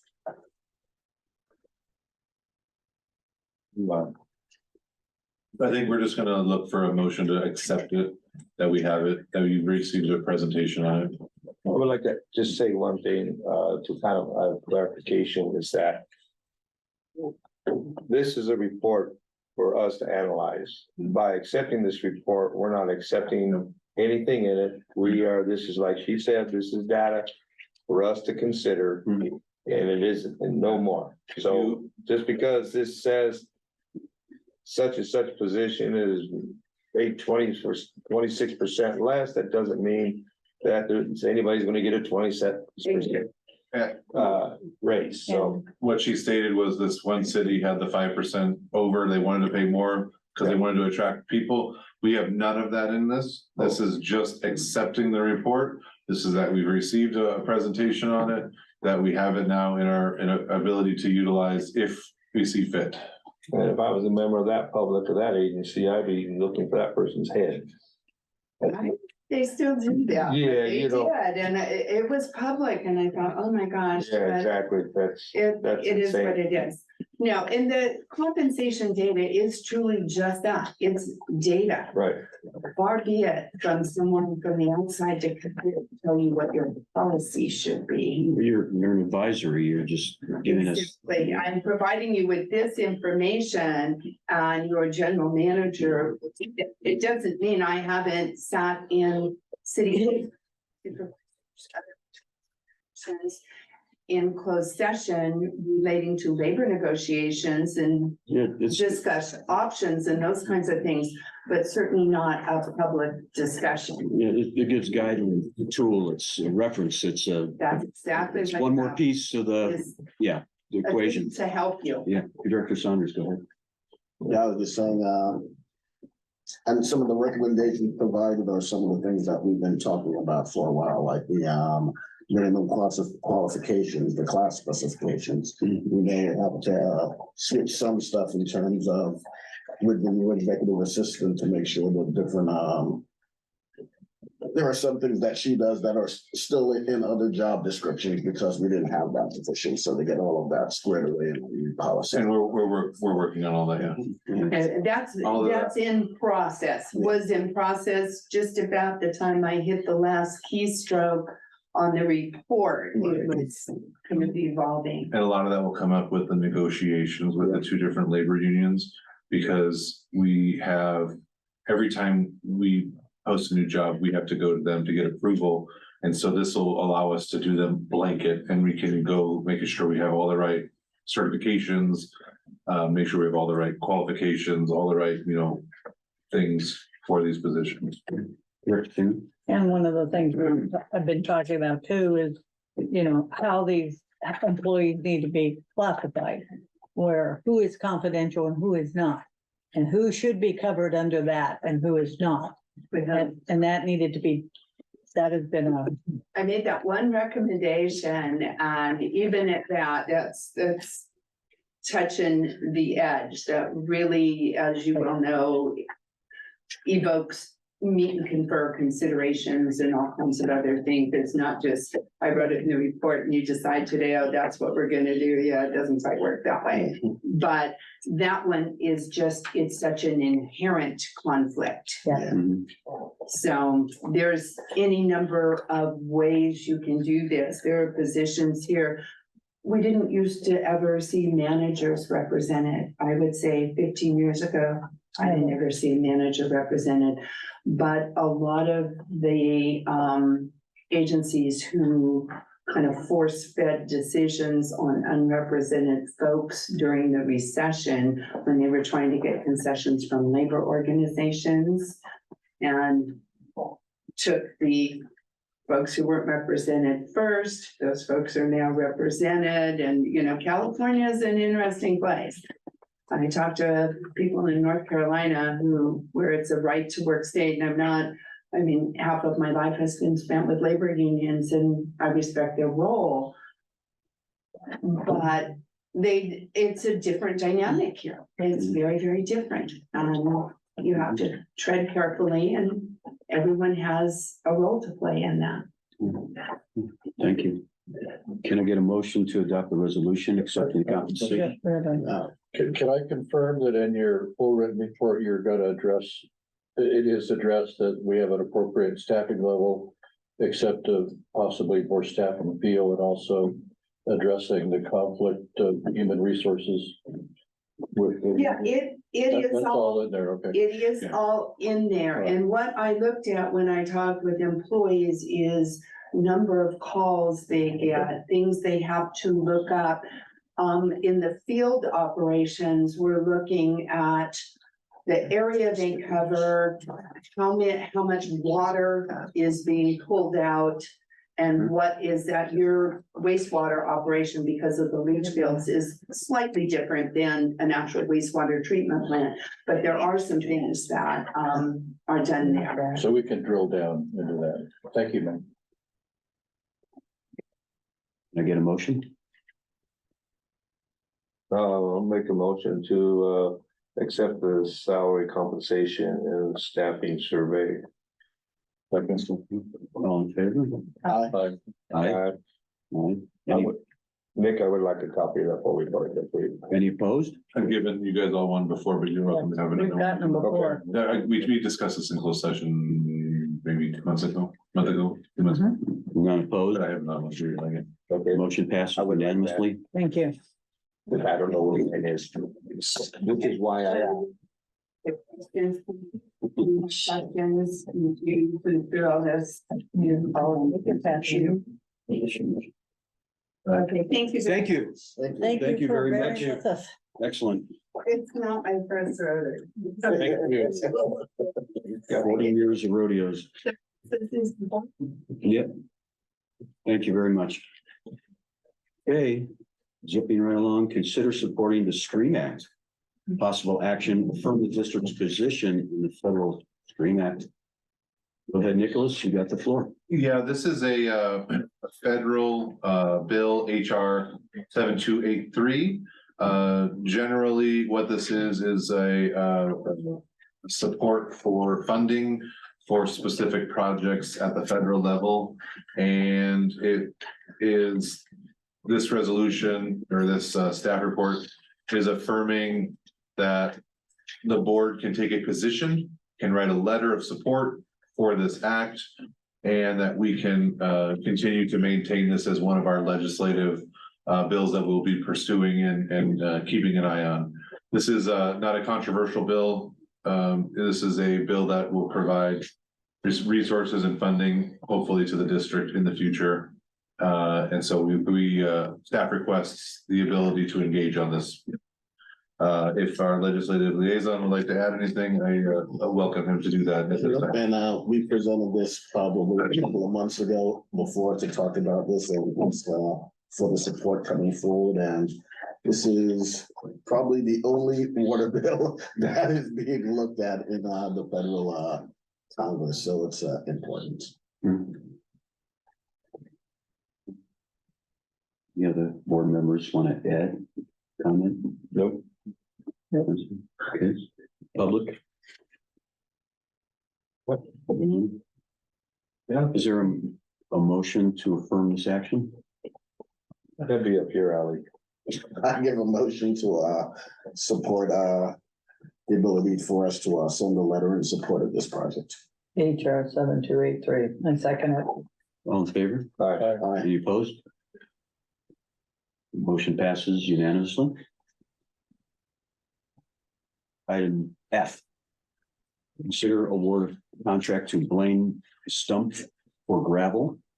Possible action to adopt the resolution for 150 rand rounded in the nearest thousand. Yes, thank you.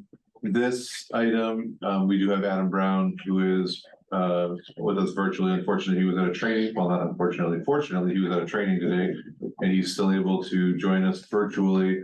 So I will turn this over to him. This is in regard to winterization of the upper country and some of the work that we're doing to mitigate the fire damage. So I will turn it over to Adam at this time.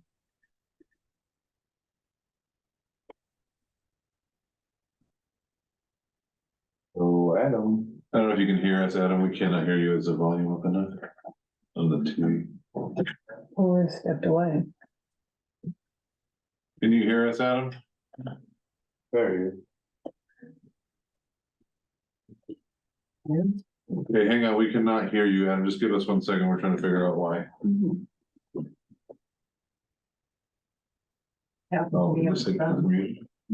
Should be that position does with the owl. Can you hear us, Adam? Can you wave at us if you can hear us? Okay, we're ready for you whenever. Well, we can't hear. Say testing. It's an unmute on his end. No. Oh. That's what it did. I was on the phone. Well, Adam, we can't hear you. So while Liz tries to figure this out, I'm gonna just talk if you don't mind. Basically, what we're doing is looking at trying to shore up some of the roads. One of the big issues we had last year during the rainy season after the fire was we were not able to access the canals in the upper country areas. And this is, oh, do we have them? You guys can hear us? Hey, there we go. We got you. Go ahead, Adam. I'll let you take over. Okay, I think my headset was working. I apologize for that. Yeah, so I'll piggyback on what you were discussing. So part of the ongoing mitigation efforts for the upper canal section, result of the mosquito fire and the logging operations. This is kind of part of it. I think the next part will come in our revised CIP in the next agenda item. But this was a bid to have a contractor haul gravel to the location out there that we spread along the road in strategic positions, so we have access during winter season, especially the rainy portion of it. Typically we do see snow in the area, but recently we're seeing more and more rain, which causes an issue to get down there because the soil is a tacky soil. Once it gets wet, it really limits our access. So we advertised this September 5th. For a certain amount, we calculated the amount of gravel we needed for the area, went to a public bid process, and then we received the bids on September 29th. We got 2 bidders, and the local Blaine Stump rock company out of Placerville was the lowest bidder. So we put together the bid package here for you guys to look at and approve if you guys see fit to move forward with the project.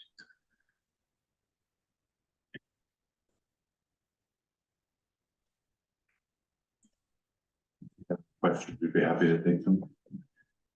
Yeah, go ahead. Just in the context of the cost benefit of looking at a contract versus if we were able to get our own equipment and the staff time and the time window that this had to be done, this is the most cost-effective way to look at solving this issue. Is that correct? I would say yes, this is multiple trips that are gonna be made.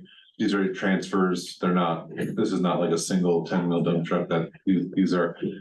Adam, how many loads are we looking at here? I don't. 3,500 tons. How much is it? Yeah, so a typical truck, a typical transfer is about 25 tons. So we're looking at 3,500 tons here. So it's a significant amount of rock. It's not, one or two truckloads. Thank you. Go ahead. For the cost of doing this, is this gonna be able to be covered from FEMA or the lawsuit? We are submitting it to both. To both? Yes. Okay, Some to FEMA for certain areas and all of it to the lawsuit. okay. Great. I mean, I think everything we do up there, I know it's an ongoing question, but everything we do up there is going to those. Yeah, as it should. Yeah, correct. And just a note, we didn't really discuss where the costs are gonna come from. That will be apparent in the next item. This is going to be something that we utilize from the CIP budget. However, we need to move a few things around, and you'll see that in the next presentation as to how we're going to move all those things around. Hopefully I took it. Yeah, I'll open this up to public comment. Did the staff happen to ask the local quarry out Bear Creek to submit it?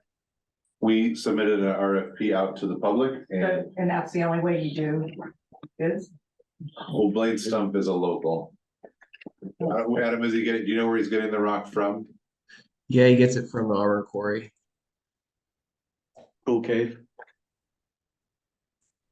Right, but did they call Bear Creek Quarry to see if they wanted to? So this isn't from a quarry. This is the trucking company that we're. Oh, they have to get the rock somewhere. Yes. I'll now close public comment portion. Board. We'll make a motion, we accept the. Second. Okay, all in favor? Aye. Aye. Motion passes unanimous. Oh, any opposed? Motion passes unanimously, 5-0. Thank you. Agenda item G, consider accepting the amendment to the capital improvement budget to pay for this gravel project. Yeah, again, as was previously stated, this is additional funding that needs to be accounted for. So staff met, went over the CIP projects. When we originally put the CIP together, we prioritized specific areas of the CIP and noted that some of them would take higher priority based on staff availability. And we are now taking some of that funding away from the lower priority projects and moving it into this mosquito fire mitigation. And I think of note is we're actually gonna have, is it 14,000 or 17,000? $14,000 less money spent on CIP projects as opposed to what we were previously at. Just turn it over to Adam for a quick analysis of the work and the other projects besides the rock and other things. Yeah, so I think the best reference here would be the spreadsheet towards, was it attachment 3, kind of breaks down the difference between the original CIP and the amended proposed CIP spreadsheet. So I think that the 3 project Nick's was referring to is the road bank repair, which is we have a section that's real narrow to keep, we're having problems with it. It's being stable. So we're adding some funds to that to do some rock gabion walls and gravel to that section and just kind of reinforce that area. The erosion mitigation, that is working with the different landowners up there to do some cut bakes along above the canal and do either straw bales or erosion fencing to, try to limit as much erosion as we can into the canal. And the last one is obviously the one we just talked about, well, not the last one. But the levee road is, maintaining access, which is through one access point, having gravel down to the canal and then along the canal levee road as well, so we can maintain access and do, the daily operations, weekly operations we need to do to maintain, the water flow. And the last one we covered the last operation report last month. We had an area that we have a significant leak. And we really need to repair that area. We estimate about 90,000 gallons a day from the spot right now, and that's after we were able to slow it down. And before that, we were much higher. So this is about 200 to 300 foot section to pipe that area to ensure that the water supply keeps moving down the hill, because we've had issues here before with other slides out. The whole entire hill is saturated, so it's something we really need to do. Those are the kind of mosquito fire mitigation areas. Other areas we kind of shorted was we reduced was the paving, some treated line repairs. We're going to do some paving on those. We reduced that a little bit. We got a better estimate. The master meters, that was covered in 2022, 2023 cost. So it wasn't transferred to this year. So the repair safety walkways, I think we're just going to be limited on what we can actually do there. Staff time between these upcoming projects before our next season. The pressure regulating valves, we reduced that as well. We have seen we've seen a really good improvement in what we've done so far. So we were able to bring that down a little bit this year, so we can cover some of these mitigation costs. It is come out other highlighted green boxes there. They were kind of just shifting a little bit so we can get the mosquito fire mitigation projects done. Other than that, yeah, I think it's pretty straightforward. So any other questions, I'm happy to answer.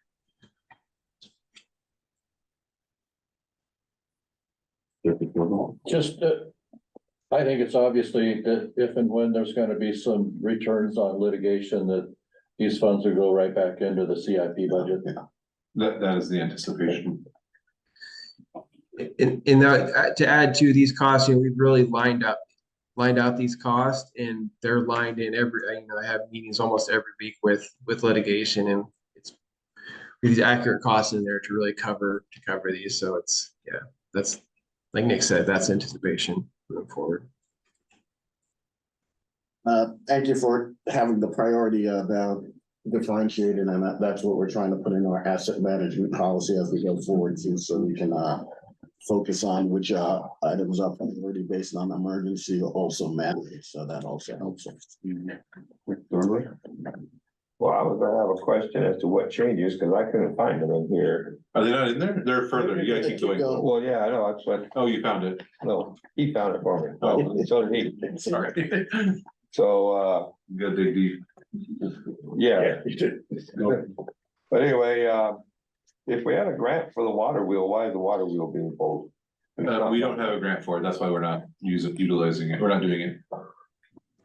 No grant, no money It's just allocated. we're just not Also, pursuing it. we're not pursuing the grant. We're not pursuing putting that in this year. We don't have the manpower. We don't have the grant. We don't have the funding to do it. Oh, okay, that's my question is, Low hanging fruit. what happened? No, I get all that. No, nothing happened other than My the fact question that is, what happened? to the we grant? were going to apply for a grant Yeah, and we did not end up applying for it. We're going to continue to monitor those, but we didn't apply for this specific grant, so we're just pulling it. It's a net zero change to the CIP. We just don't have the manpower right now to do these water wheels. okay. Slacking on the grants. Apologize. Too many grants to handle. Yeah. Unfortunate, but that is part of it.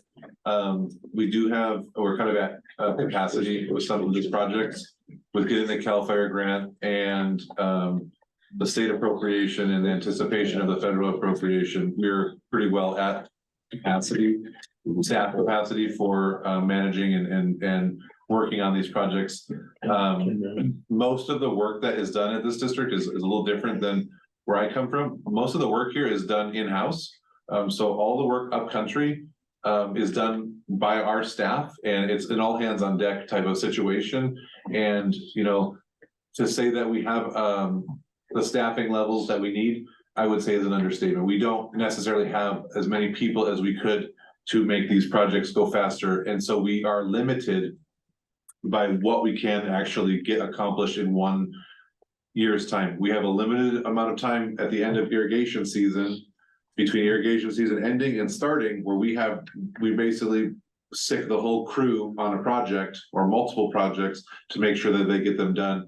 And that is one of the reasons for the priority levels, is we just don't have the manpower to do all the projects that we would really like to do. Which is basically because of the mosquito fire.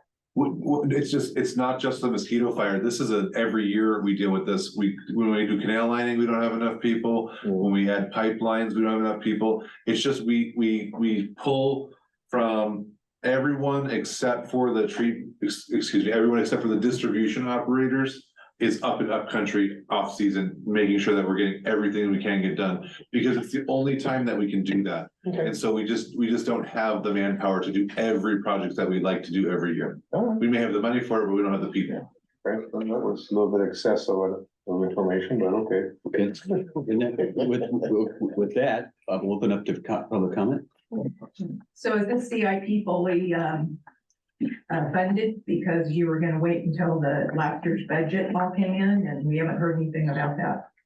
So we are moving approximately $500,000, and don't quote me on the amount of money there, from the original audit, and the additional funding is located within the CIP funding already. So some of these are carryover projects from other years where we have carryover money left. Yeah, and then 500,000 from the water fund.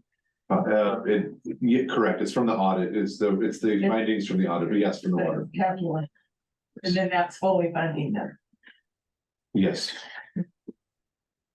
We'll close the public comment portion, and now we'll open it up to the board for potential motion.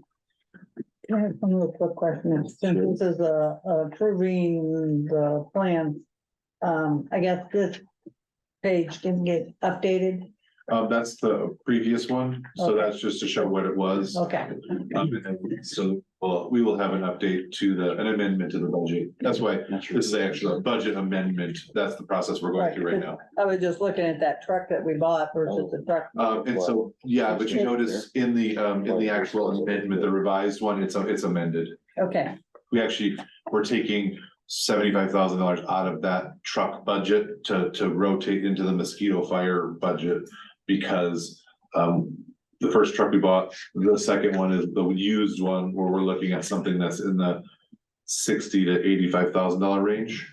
And so that's why it's $75,000 less than we originally budgeted for in the CIP. okay. Thank you, sorry. Sure, yes. Would you like to make the motion? I'll make a motion that we accept this. Second on that? This? With the law. Second, Except this. second to amend the What's the amendment? 5-year So we capital. accept the amendment. Mhm. All in favor? Aye. Aye, any opposed? None opposed, motion passes unanimously. Okay, Fun begin. let the fun begin. It is I don't know if I now, like the sound of that. yeah, it is now 5:38 PM, 17:38.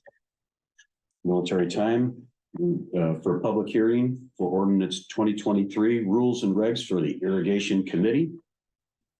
Here is now open for members of the public who wanted to. Let me give a quick presentation. It is public first. Yeah.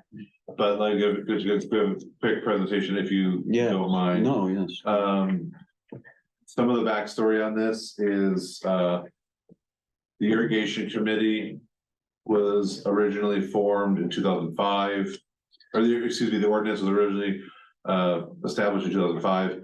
The committee was established in, 2020, January 2020, and the So they were formed in February 2022. I knew there was I wanted to make sure I had the right It dates. was formed, but nobody was in it. Right. So the board charged the irrigation committee with taking a look at the previous ordinance, coming up with any potential changes, coming up with any potential additions and subtractions. This has been been as long as I've been here. It started right before I got here, a 18-month process of going through the ordinance, multiple meetings, multiple public meetings, multiple public comments, multiple comments from the irrigation committees, input from board liaisons, input from various members of the public, not just committee members, also irrigation customers. What you see in front of you is, and it is the final draft iteration from the committee that is now up for discussion and comment from the board. So if the board accepts the changes as presented, it will become a final ordinance. We will do all posting requirements. We will send this to all customers as needed. And at this time, I would just like to open it up for any board questions or comments. And I would maybe like to, if it pleases the president, allow Director Seaman as the board liaison to make any comments, because I know this is something that she has worked very hard on as well. The board president would like her to respond to that. In other words, go ahead. Yeah. You have his permission. Yeah, the floor is yours. There was a lot of work and we have a great committee, pulled together of historical people that have been around here and had water since the gold rush, their families have been part of this. So we have a lot of good information coming through, and the comments that have come through from the public have opened our eyes to other facets that we had not thought about as a committee, which we're hoping to, and we've added to this ordinance to sort of look forward to, or look at it in a more forward-thinking process. You wrote a speech? Buddy, I freelance this stuff all the time. Move on. I did find, Well, hold on. So you can't make any comments yet. I was just wanted you to add anything to what I had to say, not change anything yet. no, I'm Okay. fine, done. So now you get up for public comment, because it is a public hearing. I already put my 2 cents in at the irrigation meeting. Oh, Thank you. Mr. Dowd? He's still here? Yeah, he's Yeah, back. his battery back. went down. Is he asleep? Mr. Dowd, hey, Steve, got any public comment? Yes, ma'am. I say That's fine. No, my battery went dead. I'm back on. You back on? Do you have any public comment in this public hearing? No. For the irrigation ordinance. Irrigation. Irrigation? So you can close the No. public hearing. Okay, now close the, Public comment Public and the public hearing Yeah, 5:41. at 5:41, 17:41. Is there a motion? Nope, we have No board comments. board comments. and stuff. I just want to add in before we get to the comments, just to go over that. This has been a long process. We've been trying to do this since the last irrigation workshop was in 2018. We finally had the presentation to the board, and that was in March 2021. And that was after we had formed our irrigation committee, but we still hadn't had the irrigation committee policy, which was formed, I think, August of that year. And then we finally got enough interest to fill the committee, and they've been working hard on it. So thank you for everybody that's working on this, and we're finally getting this forward.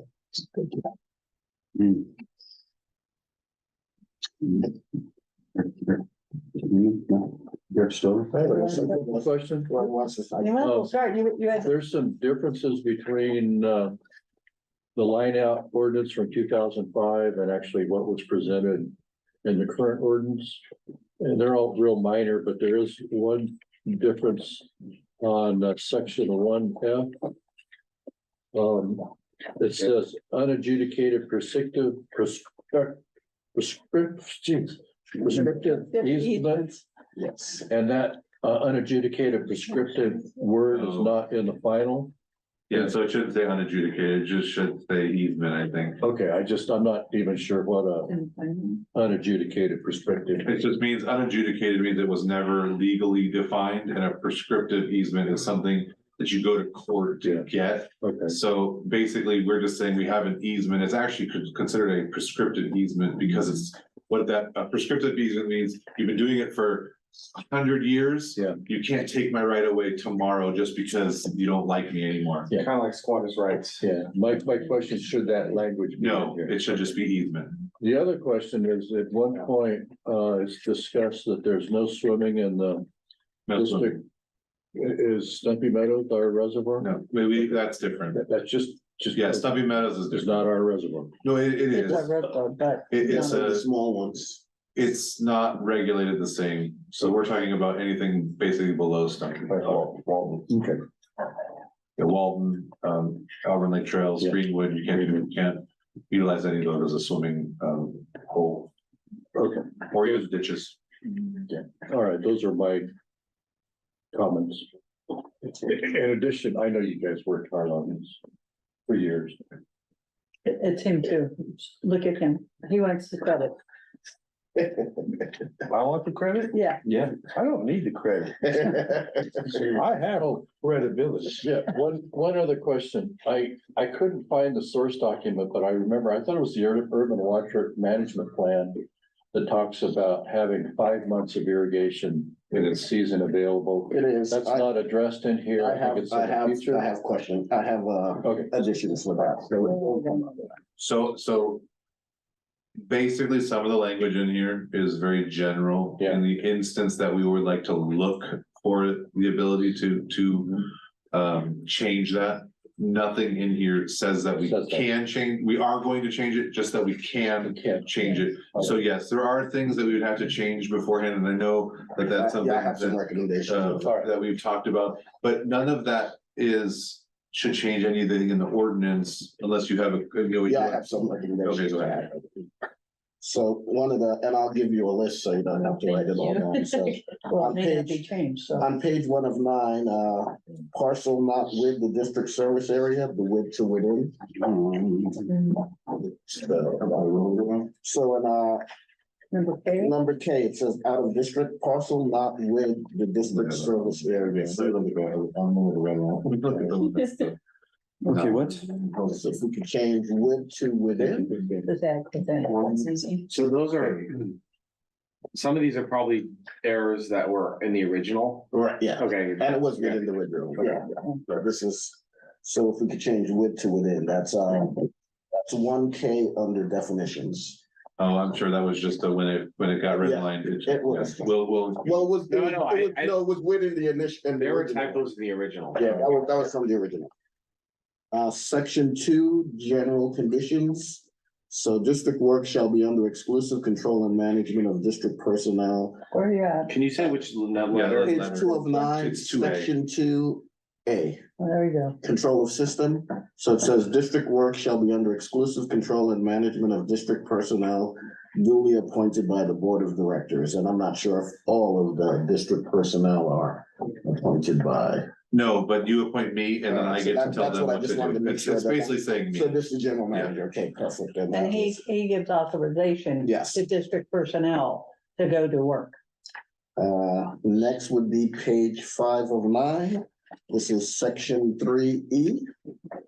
So, notwithstanding the above priority schedule, delinquent accounts will be deferred to priority 3 for upcoming irrigation. season. That is correct. So the only thing is, I wanted to know if we wanted to add in here when this can be remedied.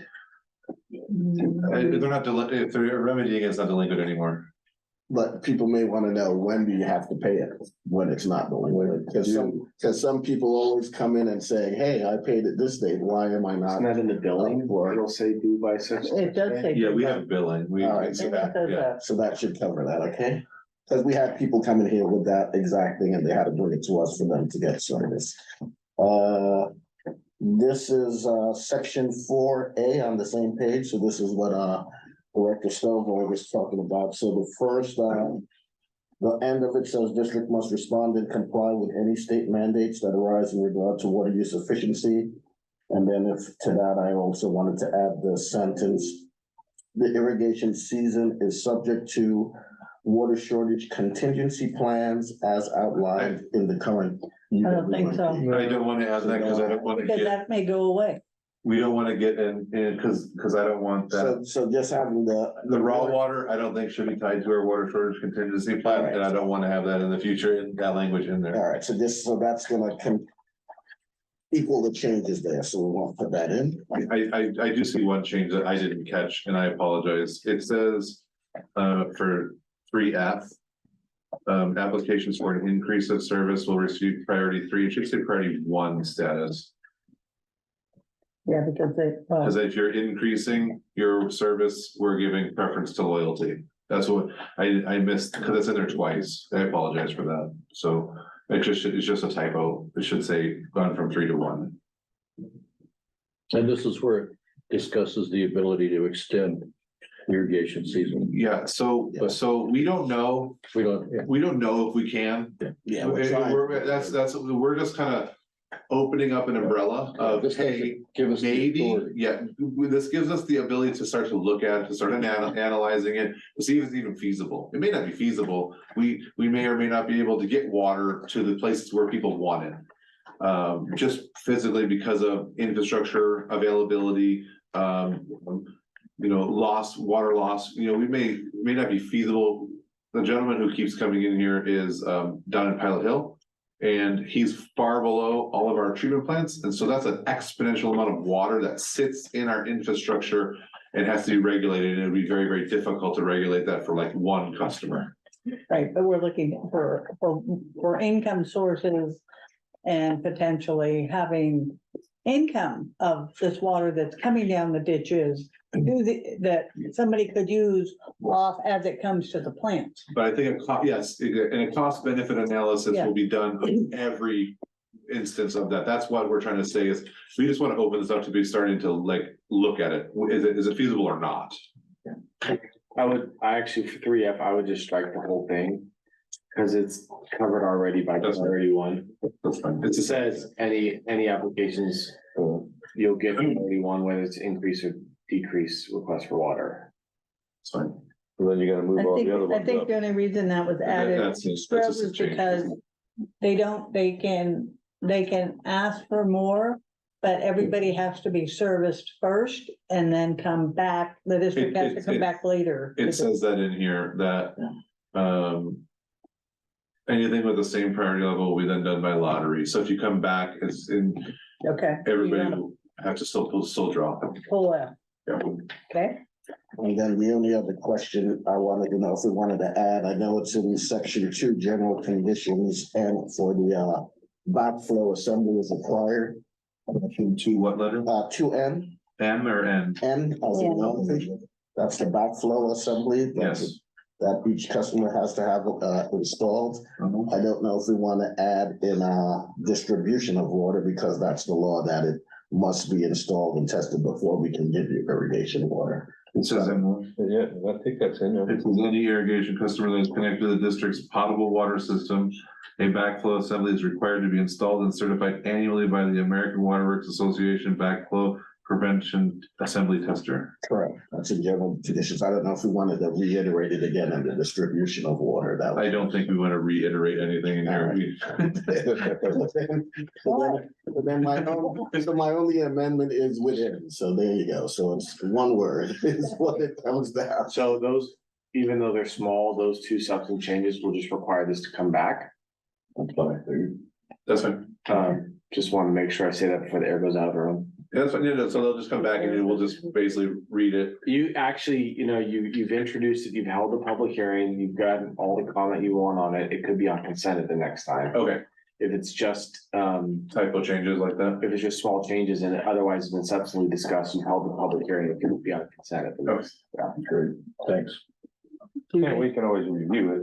You can always Ahead edit, of time. amend, and you can always amend the ordinance at any time anyways. It only took you 5 years to do Is this this one. going to be put in a different format? Oh, yeah, that was the other thing. What format would you like it in? So that's, Well, a little, we are kind of following, we kind could- of following like our Same. policies and the That stuff. was one. We'll clean it up, right? We'll clean it up.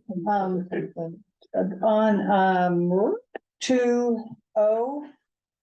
The first paragraph says no buildings, grills and other structures, fences, trees, lines, blah, blah, blah. And then if you flip the page, you've got it again where construction of fences, gates are not permitted. So we got fences in there twice. Yeah, it says, or basically, like, you can't construct them without written approval. So you can have a fence or a gate, but you have to get the No permission. buildings, fences Structures, shall be permitted. Boom. yes, but you can get permission, is what it's trying to say. Construction of fences and or gates is not permitted without written approval or of the specifications by the general manager.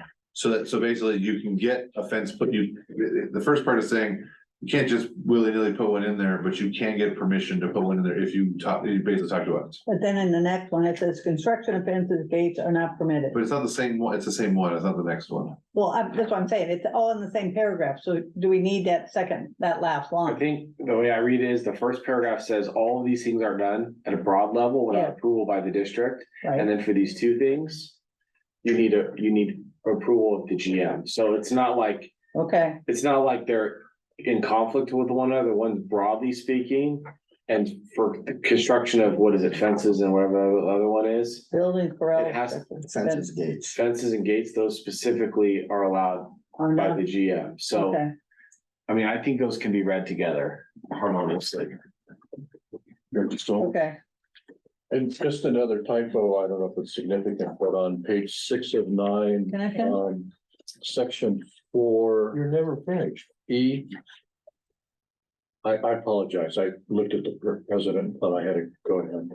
Did you That's change? my mistake. Yeah. I was trying to be. The other one is, which is good to, is on section 5, B. Do we have to say irrigation billings are B. bi-monthly in advance? Because they are done in advance. But do we have to have in advance? So if we push the season, because I don't think I'm getting billed in advance right now. So this is already violating this ordinance as we speak. I'll give a legal, give me a legal opinion. Does it have to say in advance or we just say bi-monthly? We typically bill the first 2 months before, so we start billing for, say, June 1st, we would start billing in April. Yeah, so I would say in advance and then put some language in there where possible. Yeah, or, Because we're not doing it now. yeah, as, I would say, are regularly made by monthly in advance, in as much as is practicable or something like that. I can put some language like that. with Yeah, them. but something To because achieve we're that. already Because when violating. we shifted We're out, not violating the policy. Well, we are. We haven't adopted this yet. Okay. Yeah, we can put in some, We're not technically in violation of anything. You got it wrong. Elizabeth, are you thinking? We'll walk down that path again. Okay, I believe Director Stovall is trying to discuss something for E. I mean, this is real minor, but if you go to 4E, it goes E and then it references A customer, B district. In my opinion, that should be 1 customer, 2 districts, so we don't have A's and B's mixed up as you No, count we them down. make a Roman numeral I and Yeah, Roman. something. I mean, Yeah, so it's just, CC would do the same, yeah, that's just. that's interesting. Good catch. What you call it. For E subsection Roman numeral I. Yeah, do a lowercase I and a lowercase 2. I know you're talking. Okay. All right. Are there any other catches on our bad Typo. grammar? that pretty much shows. Then you go on to. Well, like Frank said, a lot of the stuff is from the original one. Well, and a lot of it is when we did the red line, you accept all the changes and you don't necessarily read like a typo, like a word. It doesn't show up as a misspelled word, so it's unfortunate that it's in there and. So go to 4O. Okay, What is that little dash in there for? yeah, it might be, it's a hanger on. We can get that out of it. Hang around her. Okay. Okay, that's been beat up pretty good. I think that's pretty good. So no acceptance, just do the No. consent. Just give the direction, I think you've gotten the direction via consensus, and then you can bring it back, on consent at the next meeting. So you're no publishing. You'll publish it after consent. Yeah, you won't publish it until after it's adopted by the board. So you're good for the next 30 days. Yeah, already legal for public meeting. Need a motion or anything? No, it's, the next- Give direction. Really? We're at the end of the meeting over. No, There's- it got closed. Public. we'll now adjourn to closed session. Should we close the door? Yeah, And we have to, we have to mute and everything. 5:59, Do evacuate. 17:59. the board allow me to use the restroom? Returning back from closed session is now 6:21. 6:21, 18:21, military time. Report out of closed session is there's nothing to report out. And FYI, hot mic doesn't mean squat to a guy named Mike. I have no idea what you're talking about. You don't want to get caught on the hot mic. So the other thing Okay, is. we have to do the closing. So, right, that's right. We have the future agendas, anything? a future, Yeah. oh, that was. Go ahead. Yeah, I got one. there you go. We were supposed to, when we had the accountant, come up with the audit results, taking out the PERS and whatever. To tell us how much we actually had left over, like 800 and some thousand. We do have the document. I can send it to you guys. No, I haven't. Oh, okay. We got the document. Okay. My point is that then we have the 800 and some thousand, the board needs to decide what we're gonna do with it. Plus we have the 400 and some thousand that we're getting back because we reduced the number of months for the reserves. So we got like Yeah, but 1.2 million. we said we're gonna put this into CIP. That was we went and did that already. It's a secret? I don't. But we didn't put the exact amount in. We can bring it back. We didn't know what the amount was, so I don't know how we could have did it. We've got 1.2 million, we gotta decide what we're gonna do with it. Sure, we can bring it back. I'm sorry, I didn't, I thought we put it in the. You know, we were waiting to find out what was left after that. So that's a future We can next bring it month. Okay, Okay, any, that's my request. Vice President Seaman? And then I had asked multiple times about putting out either an RFP or something, or bid for sampling and lab. And we're doing that too. That we're in process of writing up the RFP right now. Just got under the wire. No. The other one is It's actually, and honestly, it's part of the closed session item that we just discussed is spurred that on. So we are looking for an additional lab to do, multiple labs to do testing.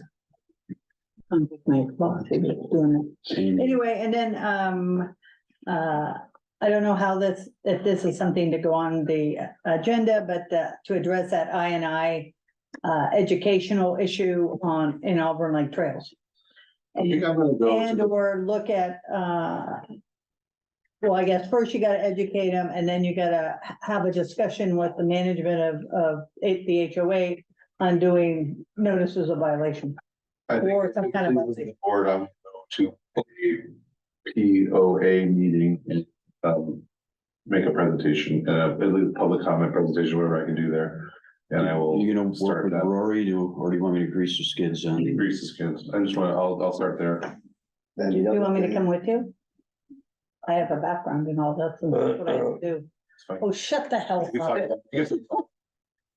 Then the other thing is, I don't know if we just want to have a GM report or actually have a agenda item where we have the discussion with the Forest Service on the stumpy, so. I'm working on a contact. Unfortunately, they're not the easiest people to Yeah, get. I am aware. Not to get a hold of, we can get a hold of them, but getting them to actually do something is. Well, I force people to show up to LAFCO, so they eventually show up. I will get them all Indian burns. Or shut the garbage. You know, and Nicholas is ordering us some business cards. After 3 years, I won't be scratching out on yours anymore. Well, So if anybody has an interest in business cards, we're gonna put in a small order. Yeah. but small order. Business cards. Yeah, If you don't want them, I will talk to you offline. They will be good You for aren't gonna be at here least a though. month. Excellent. No, they're generic. Board Oh, member. you're just gonna say. Yeah. All right. Okay, All right. so at this time, I'd like to seek a motion to adjourn the meeting. Motion to adjourn. Second, I second it. all in favor? Exactly. Aye, none. All in favor? Oh, aye. Aye, none Aye. opposed. Motion passes unanimously, meeting adjourned.